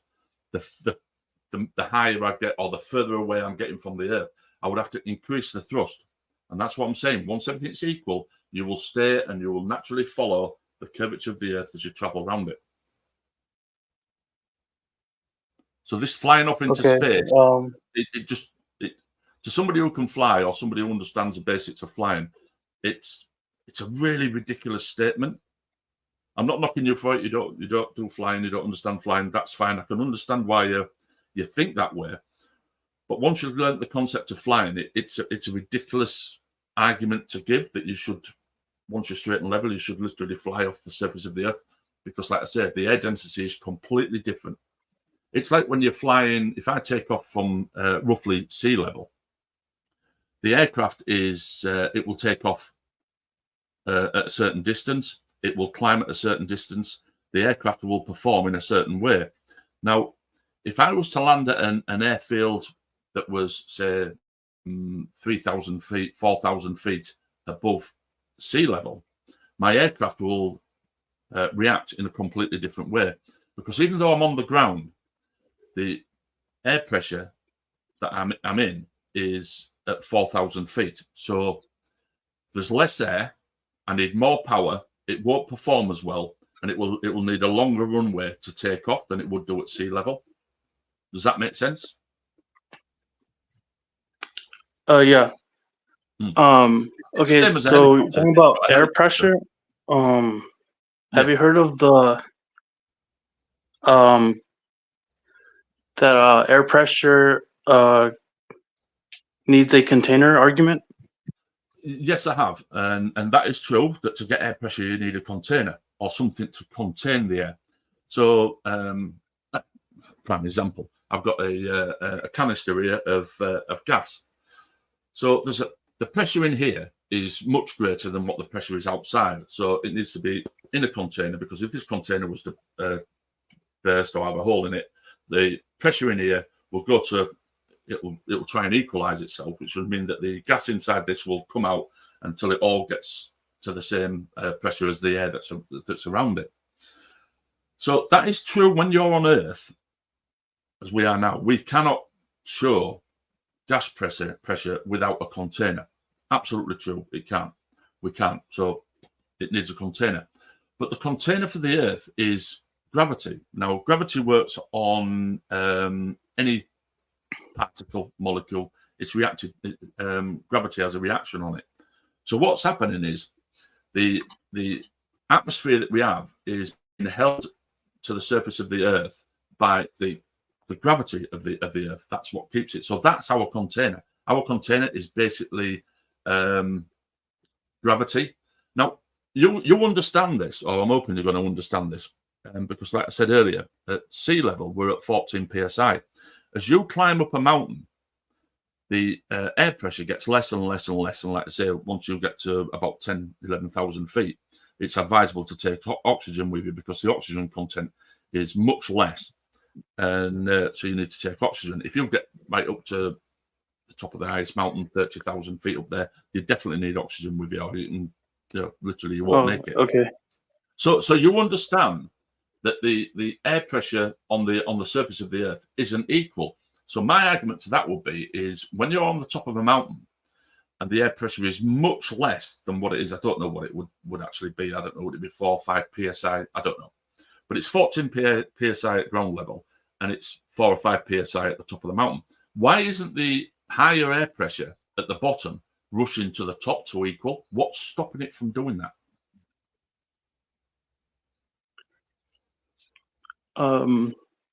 Well, the way I understand the argument is that gravity doesn't affect gases. So if gravity, and the reason I think that doesn't is that the atmosphere it's really big, so it doesn't equalize equally. Right, but why is the air pressure always higher at the bottom than it is at the top? I understand that the air is fluid as well. It does move about. We do get winds which are created by It's dynamic. I think it's I think the argument goes it's like a dynamic environment. Right, you're gonna have to explain what you mean by that. Do you mean that there's other things affecting the air? Like say you can have wind, even though the atmosphere is rotating with the globe. You can still have winds and storms, and it's fluid within that. So it's generally moving with the earth, but it is fluid as well. So gases are created. Okay, so gases are like created on the surface of the earth, and so they go through a cycle as they rise. So if that was the case, I mean, I wouldn't say that gases are made on the earth. What I would say is the recycled. I breathe in a certain amount, 21% oxygen when I'm breathing, and when I breathe out, I'll breathe out more carbon dioxide and less oxygen because my body's taking up the oxygen. So the oxygen that I'm breathing in gets converted to carbon dioxide and gets breathed out. So I'm not producing it; I'm just recycling it. And the same with plants. Plants will breathe in carbon dioxide and breathe out oxygen. So they're taking away and adding at the same time. So that's my understanding of how it works. I don't think we're producing it, because if we was producing more gases at the Earth's surface, eventually the pressure inside this dome that you think we have would get greater and greater and greater and greater. And also, you've got to admit that even if this dome does exist, that isn't what is keeping the atmosphere inside the dome. Because, like I said, when you set off up a mountain, you can get to a certain altitude where you've got very little oxygen, very little air, but there isn't anything above it that's stopping it. This dome, if it does exist, is even further up. So we can get to a point where there's no atmosphere, but we're still inside the dome. So even if you was to put a hole in the dome, the air isn't going to rush out of it because the air is already at the bottom. It's not trying to get to the top. The air is always trying to get to the bottom. The air is always trying to get to the bottom. Yeah, I don't think that's why we've got higher air pressure at the bottom than we do at the top of a mountain. Yeah, because of the hot and cold temperatures. Well, no, because the air shouldn't make no difference whether it's warm or cold. Now, yes, if I was to warm this up, the pressure will increase. Do you know that it gets colder the higher you go into the atmosphere? It drops by 1 degree about every 1,000 feet. Yes. Okay. Isn't that contradicting the heat of the sun, since you're getting closer to the sun?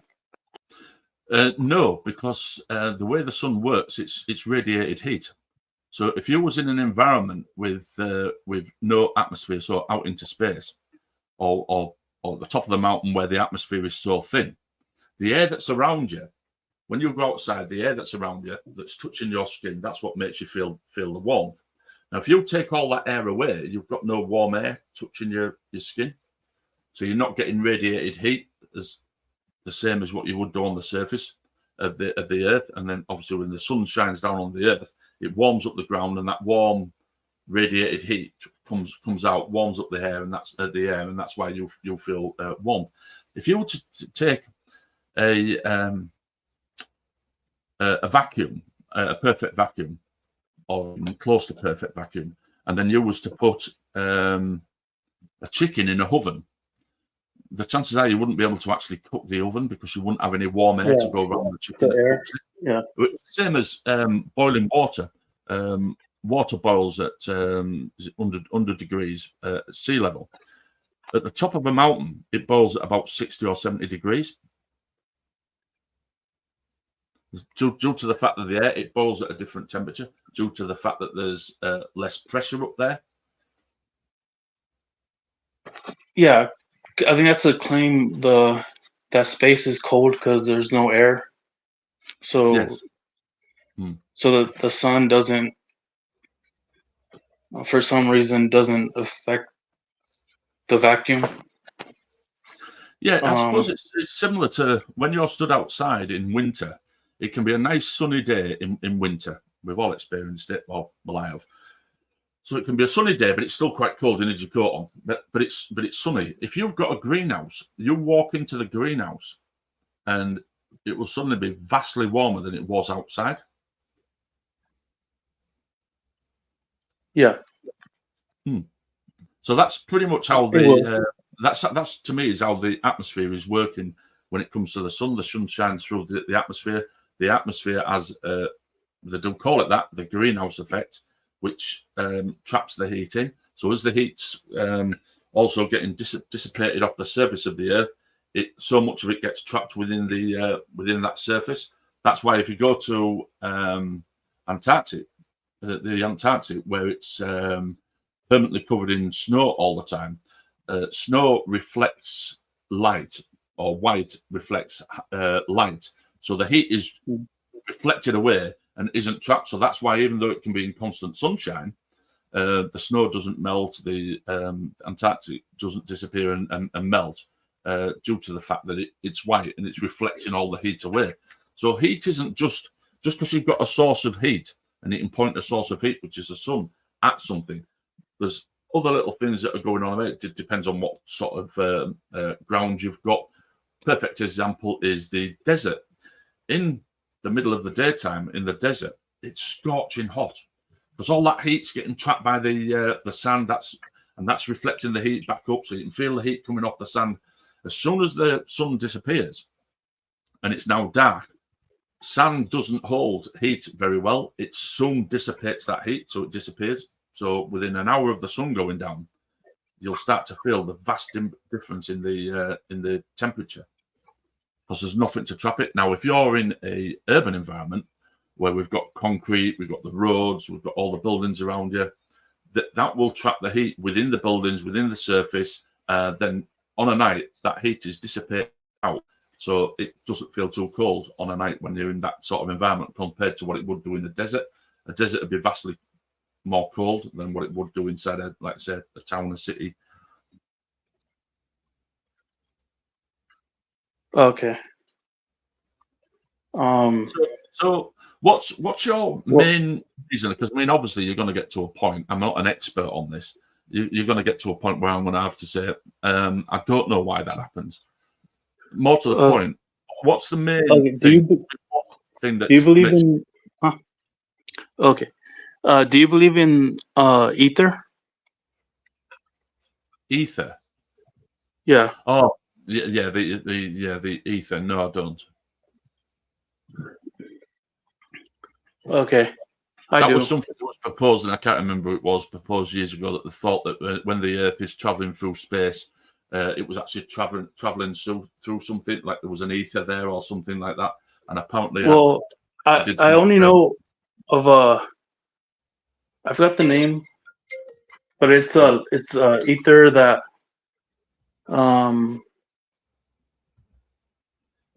that allows light to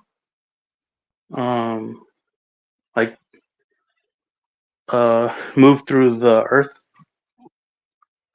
Yeah, I don't really understand the claim of the ether. I do understand that there was an experiment done. I couldn't even give a time when it was done, but there was an experiment that was done which was to try and prove the ether, and it failed. So as far as I'm aware, there is no ether, and as far as I'm aware at the moment, science also says there isn't an ether. So this is like a flat Earth claim about the ether. Yeah, you can't prove it. It's an argument that flat earthers come up with, but it's not backed by any scientific experiment about it.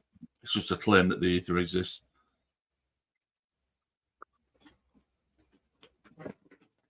Okay. What's the main thing? There must have been at some point you probably believed that we lived on a globe. What was the turning point for you? You'll have heard all these different arguments about the Earth being flat. What's the bit that made you go, yes, now I'm convinced it's flat? What was that? Okay, so first I think it was level water, like the water is level, and but I mean, even the on gas that, pressure argument. Well, the gas pressure argument again, that's down to gravity. But gravity. That is the level, again, that's down to gravity. The gas pressure argument directly denies gravity's effect on gases. Why does it? Because we don't experience gases don't follow the properties of gravity. Why in what way? That's why we've got a pressure gradient. That's why the atmosphere has a pressure gradient. That's directly due to gravity. Because gravity gases go up, and gravity claims that matter gets pulled to the center of mass, and gases don't do that. Well, they do. That's why we've got, like I say, that's why we've got an atmosphere, and the atmosphere just doesn't disappear off into space. That's literally due to gravity. And yeah, the gravitational pull on a single particle of gas is very small. So them particles all the way around us are bouncing about. But again, that's why we've got the different levels. As you go, obviously, the further up it goes, they're bouncing about less and less until in the end, like I say, you get to a certain altitude where there's no air whatsoever. But we still haven't hit the dome. Do you believe that when you climb up to the top of a mountain, 30,000 feet up, that you need oxygen up there? Do you agree that we need to take oxygen with us, that the air is thinner, and you can get what you call altitude sickness? Yes, but only because our bodies are not used to living up there. Oh yeah, I totally agree with that. But what I'm saying is, you are agreeing that the atmosphere is much thinner the higher we go than it is the lower we are. You accept that, but there isn't something there stopping it, like you're saying about gas needing a container. So even if this container you're talking about, this dome, actually exists, we do know that the gas doesn't go to the top of the dome. Okay. Do you believe, or does Globe Model believe that up and down is specific to your position on the globe? Yes. Okay, so it doesn't. The center of mass is what everything's been attracted to. So when you look at a globe like this, the center of this globe is what everything's been pushed to. So if you stand here, you're stood on this part of the globe. To you, up is straight up, and down is literally through your feet down to the center of the earth. Now, if you're stood there, again, from your position, up is directly above you, and down is directly below your feet towards the center of the earth. So everything is getting pushed towards the center of the earth. So wherever you're positioned on the earth, to you, in your perspective, you're stood at the top of the globe. I don't know if you saw earlier when I mentioned this in the video earlier on. You don't. If you stand here, so this is in the correct orientation. If you stand there, right, to you, up is straight up there, and down is straight down towards the center. If you're stood there on the equator, when you're stood on the equator, you aren't looking at the earth curving up away from you, and when you turn around, the earth curving away down below you. You're on the top from your perspective. So everywhere you're stood is directly at the top of the globe, and the center of the earth is directly below your feet. Okay.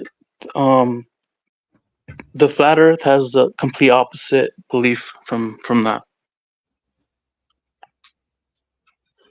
because Well, yeah, on the flat Earth, flat Earth doesn't believe there's gravity, doesn't well, it? Does it? well, it's not. The effect is real, but the explanation is false, because what we believe is it's a I guess gravity is the law of orientation of up and down, no matter where you are on Earth. So Yeah, I understand what you're saying by that. I wouldn't have used them exact words, but I wouldn't say gravity was the law of orientation. This is experience, knowledge, not a projection of a model.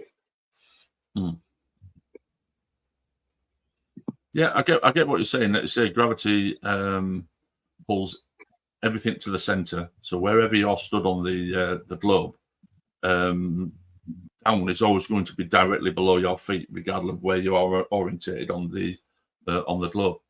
But if that's the case, I mean, I've explained as best as I can. I mean, I like to say I'm no expert on this. I've explained the best as I can of how the atmosphere is on the globe. I've explained again using gravity of how the water conforms to the surface of the globe, and this is all done by gravity. Do you accept that explains what is happening? It's an explanation, even if you don't believe in gravity. Is the explanation that is given for these phenomena we're talking about? Does it explain? I don't agree with that explanation. Yes, I know you don't agree with the explanation, but do you think the explanation explains fits the model? Yeah, but you think the model is sound? That your explanation will reinforces the Big Bang theory, how Earths or planets were created, but it doesn't. But there's a very a very easy explanation that you don't have to explain a theory to justify an experience. Yeah, but when we're talking about a theory, this is talking about a scientific theory, not just me and you having a conversation and me going, oh, actually, I've got a theory, and just come up with a thought in my head. That isn't what a scientific theory is. The theory of gravity is backed up by theory of the Big Bang. Yeah, again, the Big Bang. I mean, I'm not overly educated on the Big Bang, but it's not just a case of somebody has gone, well, I've got a theory. That's the origin. Yeah, but then that's the origin of globe. Yeah, but no, the Big Bang isn't the origin of the globe. We understood we lived on a globe about 2,000 years ago, well before we'd even thought about the Big Bang. Of the creation of the globe. The globe model isn't just the last 50, 60 years or 100 years. It's vastly older than that. We've understood that we live on a globe for, let's say, a couple of thousand years at least.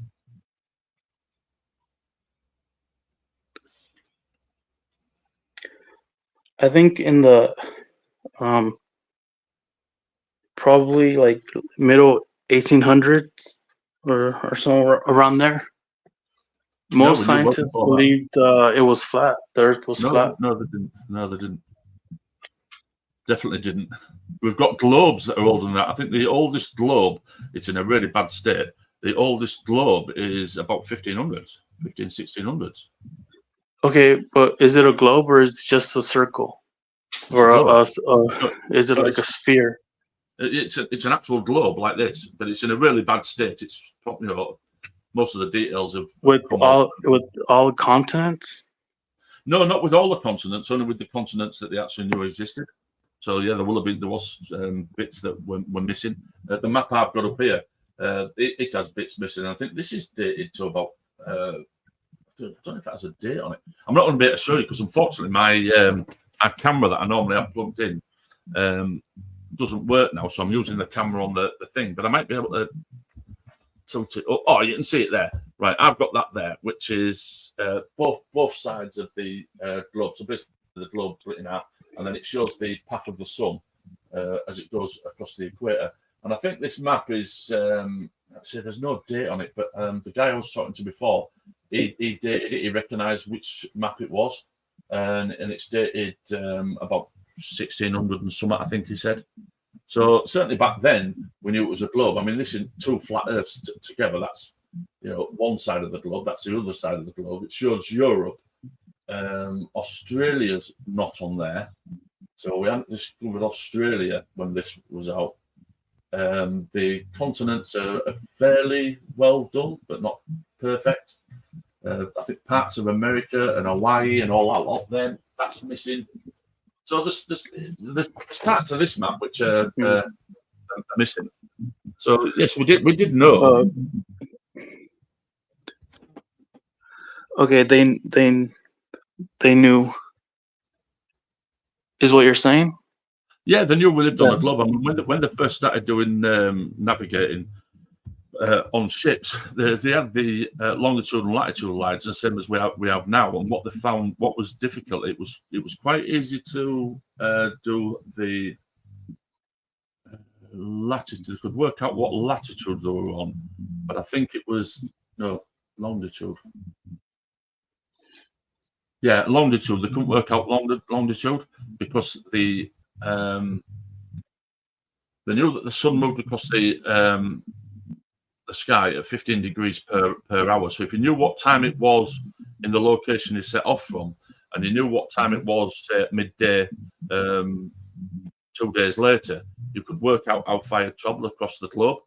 But the problem was in them days is they didn't have a really accurate timepiece of giving you the time. So you needed to know what time it was in London, basically Greenwich, which is where that comes from. So you needed to know what time it was in Greenwich, and you needed to know what time it was in the location that you was at. And by knowing that, you could work out how many degrees you'd moved across the surface. And by knowing the circumference of the Earth, you could work out what distance you've gone. And that was the hardest thing when it comes to navigation, was to find, was it the latitude problem? I think it was a latitude problem. You'd have to Google it. Like I say, I'm not an expert on it. I just have a basic. Yeah, it's because I think it's they said it's the sun shadow or something. It gives you an angle, which if you create a circle from those angles, it would, I guess, make a sphere or something. Yeah, because obviously they go around in an exact circle. Yes, 360 degrees. It goes all the way around. And then if you work out, is there any give you the. Oh, okay. So I was just getting a message on my phone. I was just having a look what the message was. So yeah, I mean, all these things can be explained if like I said, don't go by what I'm saying, because I'm by no means an expert when it comes to the globe. I have basic understandings of all the stuff I'm talking about. But you can look these up. All these questions that you come up with, you can look these up. Just Google them and find the answer. You'll get a far better answer than what I can give you. But you'll get an answer to, I'm going to say, just about every question that you have. And the answers that you're getting from Earthers, to me. I'll ask you. Can I ask you a question? So, do you feel the Earth spinning? No, but why would I? Well, I don't. Yeah, but why would you feel it spinning? We don't feel because maybe it's not. No, we don't feel motion, constant speed. We don't feel it. What we feel is deviations from it. So acceleration and deacceleration, you'll feel going around the tight bend. You feel that. It's like when you're on a train or on an airplane. You don't feel, especially in an airplane, you don't feel that you're traveling at 500 miles an hour. Yeah. No, I feel it. I don't feel the air, the wind, but I feel my body experiencing something Have you not stable. stable. Have you ever sat in a? Yeah, it's not stable. There's always slight movement. You're always going to feel the movement, but you don't feel the speed. Now, if you get into a car or into an aeroplane, when it's accelerating, when it's about to take off, or when somebody accelerates really fast in the car, you'll feel that as it pushes you into the seat. Or if somebody brakes really hard, you'll feel that. Or they take a corner really hard, you'll feel that. But when something is at a constant speed, like you're on a train and it's a really smooth ride, or let's say in an aeroplane and a really smooth ride, you're not really feeling the speed. You can't tell you're traveling at 500 miles an hour if you fall asleep in an aeroplane and then wake up. I mean, I've done it before when I've fallen asleep in an aeroplane and I've been that tired that the aeroplane actually landed. And when I woke up, I looked around and I thought we were still traveling. And it wasn't until I looked out the window and I thought, oh, bloody hell, we're actually on the ground. We've stopped. I didn't know. I didn't feel that I'd stopped. Yeah. Okay. Have you ever had the experience where you sat in a car and you just look out the window and the car at the side of you reverses and you feel like you're the one moving and you suddenly hit the brakes? Have you ever done that? Yeah. Yeah. So again, you didn't feel the motion. You wasn't moving. Your eyes gave you the impression that you were moving, but you weren't moving, and you hit the brake, and it wasn't. It was the car at the side of you that moved slowly, and your heart goes to the, oh my God, I thought we were rolling backwards, or whatever the scenario is. So again, you're not feeling motion. That was your eyes playing tricks on you. You don't feel motion. Have you ever seen the? I'll see if I can find it on YouTube. The coin being stood up on a train that's moving. To try to picture what you're saying, I would have to maybe imagine a train like maybe floating down dry ice where there's nothing to make me aware of motion. But so you think the Earth is a complete, like a perfect motion denying spinning globe? Ask that question again. Okay. If you believe the Earth is spinning, but is spinning perfect, that the people living on Earth can't detect it? Yeah, because that's what I'm saying is I've got a video. I'm going to try and share this. Let me just see if I can show you. Share screen. Present. Share screen. This is a perfect example for you. Let me just add this to the stream. Can you see that? Yeah. Yeah. You can see it, right? Here we go.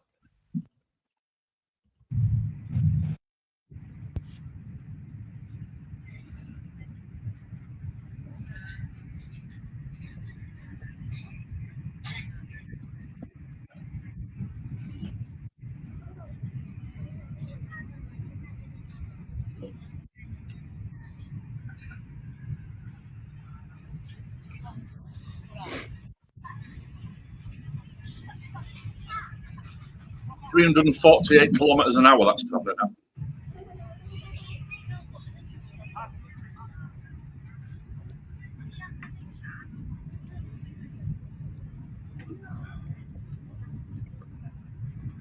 Yeah. I mean, that is pretty convincing. Yeah. So why would you feel that you should? Let me just remove that. Why do you think then we should feel motion if we stand a coin going at 300 whatever it said 380 odd kilometers an hour, and there's that coin sat there, and it's such a smooth track, you are going to feel some slight movement because you're traveling across the thing. But that's what I'm trying to say. If there's no movement in the road, or if you're on a perfect flat train track, where you're always going to have some slightest movement, but you're not feeling the speed of it. You'll feel the train when it starts to slow down. Okay. You'll feel it when it starts to speed up or go around the corner. But once it's set at a speed and it's not accelerating or de-accelerating, you do not feel speed. I mean, how many times have you been in a car and you fall asleep in the passenger seat of a car? You're not feeling the speed of the vehicle. Yeah. You're feeling the gentle movement of the car traveling over the road. Okay. So speed. I think we both agree we don't feel the earth spinning. Yes, but I wouldn't expect to feel it. I mean, for start off, I believe it's not spinning. You believe it's spinning. We both don't feel it spinning. We could probably just move on from that point. Yeah. Okay. Just a quick one though before you we actually move from that. When we say that the Earth is spinning, it's not exactly spinning. I mean, if I do this to the I think the model is spinning and chasing the sun. Yeah. So if that there would be spinning, right? But if I was to do that, and I am turning this, right? You wouldn't class that as spinning, would you?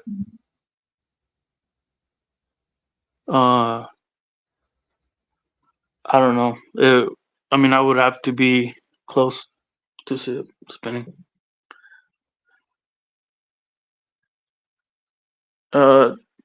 It's like wobbly or something. No, if you look at it, I'm actually turning it. Oh, okay. It's really slow. Really slowly. Well, that's what we're doing. That's what the Earth's actually doing. I mean, that was quite fast in comparison to what the Earth is doing. We're moving 15 degrees per hour. Now, I can show you what 15 degrees is on this in an hour. So from there to there is an hour. That's an hour.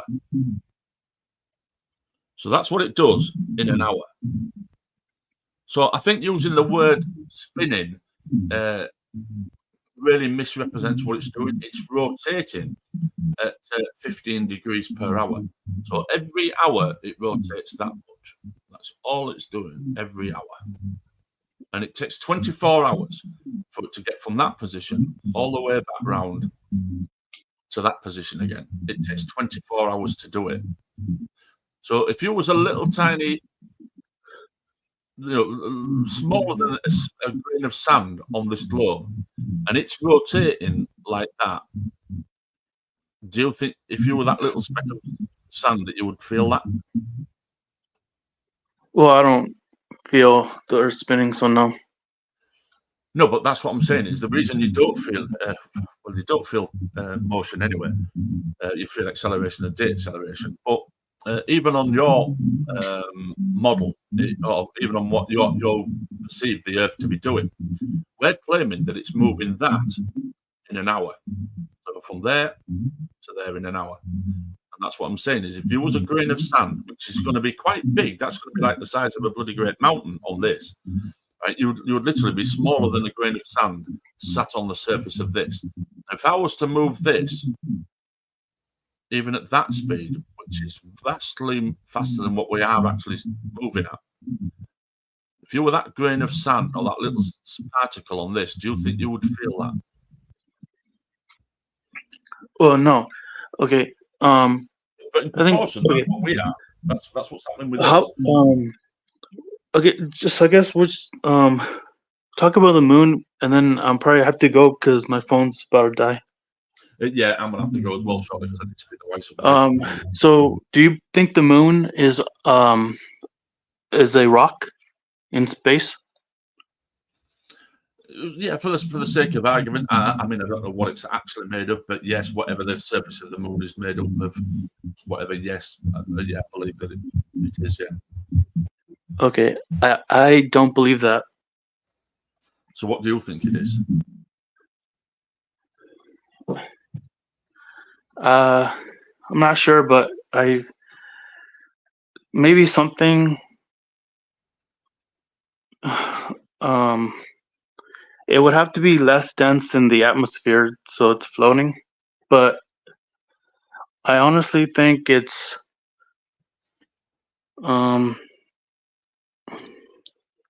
What atmosphere are you talking I don't about? know. Because there is an atmosphere on the moon. Well, in on the flat Earth atmosphere. Like I do think it's a local. It's local. Right, so it's local and it's within the dome. So whatever the dome is that's over the top of us. Yeah, it's a dome. Yeah, within that. Right. Inside the dome with the sun. Right. And so I think what's keeping them up there then? So what's they're within the dome. So it's basically going to be a local sun. So you don't believe it's 250,000 miles away? Oh no, no, it's not. It's not 93 million miles or whatever. No, that'll be the sun. But the moon's 250,000 miles. Yeah, the moon. No, I think the moon and sun. Maybe the sun might be a little bit higher up.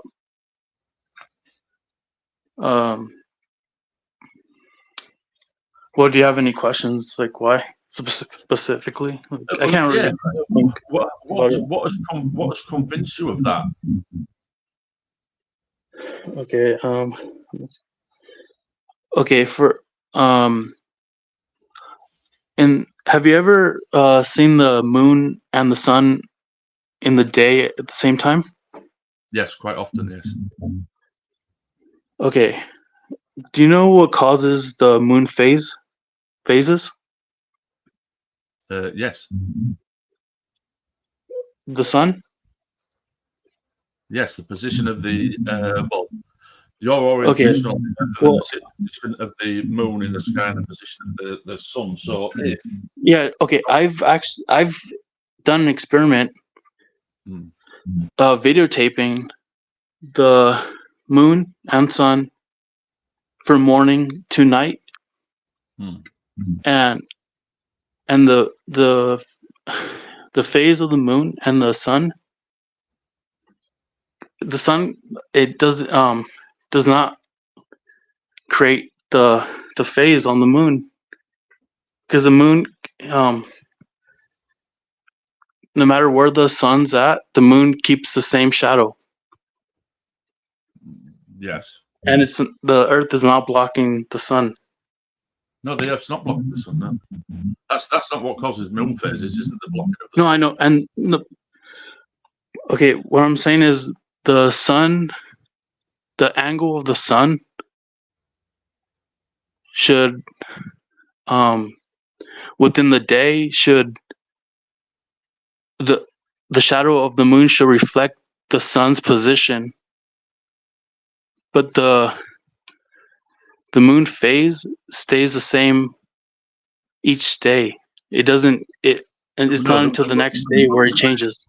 Yeah, the moon phase changes sort of like on a daily basis, not on like an hourly basis.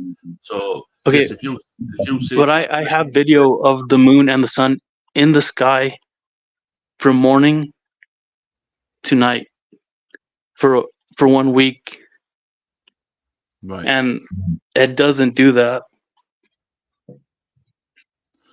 No, the moon phases change almost not a great deal, almost on a daily basis. If you look at a full moon today is classed as the full moon. When you look at the moon tomorrow, to you it still looks a full moon, but if you actually look at it, it's ever so slightly less. And then the next day, and after about 3 days, you'll notice then that now the phases are starting to come in. So it's not something you're going to notice over a few hours. The moon's phases change. It's something that you notice over certainly a couple of days. To me, how it works is if I'm looking at this, and I'm looking at this, and if the sun is over here, so that points at it, right? I'm going to, from my position, I'm only going to see half of it. So I'm going to have like a half moon. If the sun is here, I'm going to have a full moon, so I'll see a full moon. So it all depends on where that is. You can see there how where the shadow is.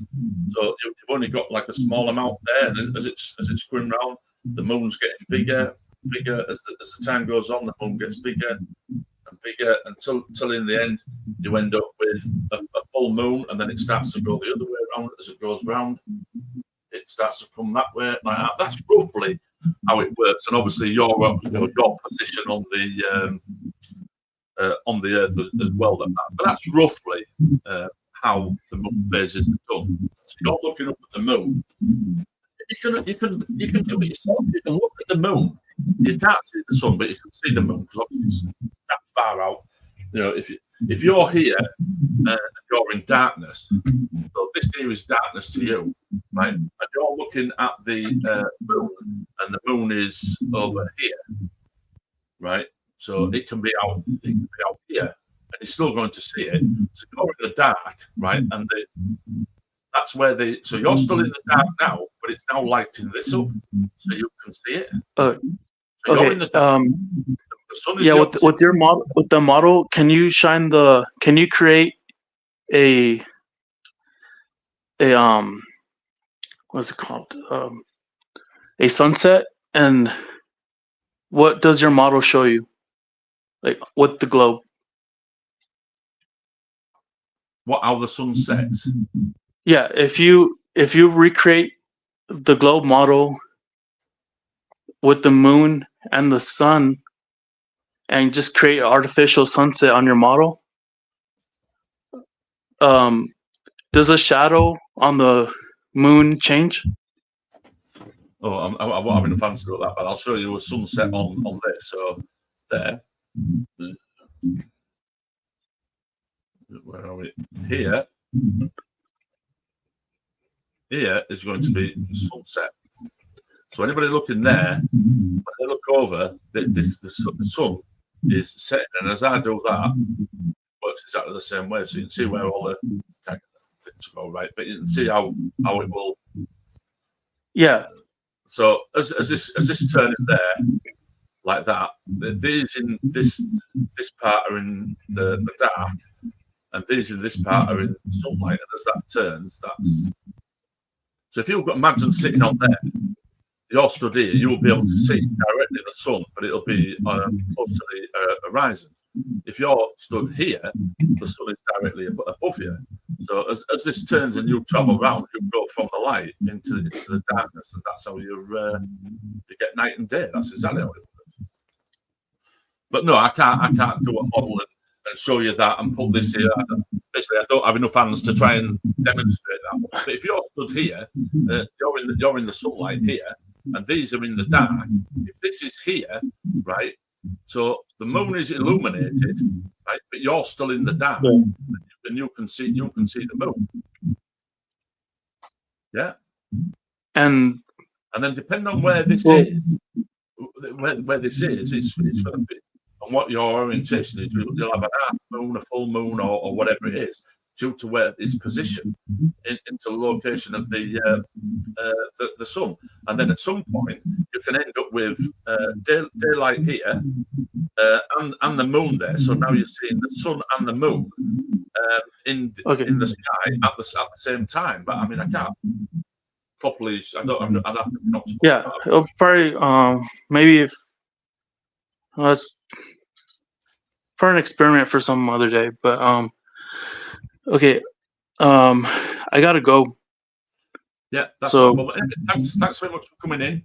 I hope you like the video that I put out. I hope you like the conversation we had. I'm sure you realise I'm not somebody who's going to just attack you. I like to listen to what your side of it is. I like to put my side. I'm not an expert on this. Just look it up yourself. And anytime you want to come in, do any of these, just put a thing in chat. We can have a conversation and discuss this sort of thing. I don't have a problem whatsoever. I thoroughly enjoyed having this conversation with you, and I appreciate the fact that you actually have the guts to come in and talk to me. Yeah, I was kind of nervous, but it was okay. Yeah, I can understand that some people can be quite nasty when it comes to talking about flat Earth and just want to attack the person who's having a discussion. That's not me. I like to have a pleasant conversation with people. Okay. So I hope again subscribe to the channel. If you see me going live and I'm talking about flat Earth or anything like that, I hope me come in and have a conversation. Yeah, I'll subscribe and I'll see when I'll come back in or something. Yeah. But I'll subscribe and yeah. Okay. Anyway, I'll let you get off and I'll end the stream here. It's been really good. Thanks very much for coming in. Okay. Yeah. Have a good day, fella. Bye. Ta-da. Right, that was quite good. I mean, quite a pleasant guy. I love that sort of conversation when somebody's quite willing to come in and have a conversation with you. Absolutely brilliant. Thoroughly enjoyed it. So anyway, this is the end of the stream. I was just about to end the stream when he came in. I was literally just going to click on it and I noticed it come in. So that was brilliant. So this has been going now 2.5 hours. So it's been a good stream. So I'll catch you all later and I'll end it with my outro intro. Have a good day, everybody.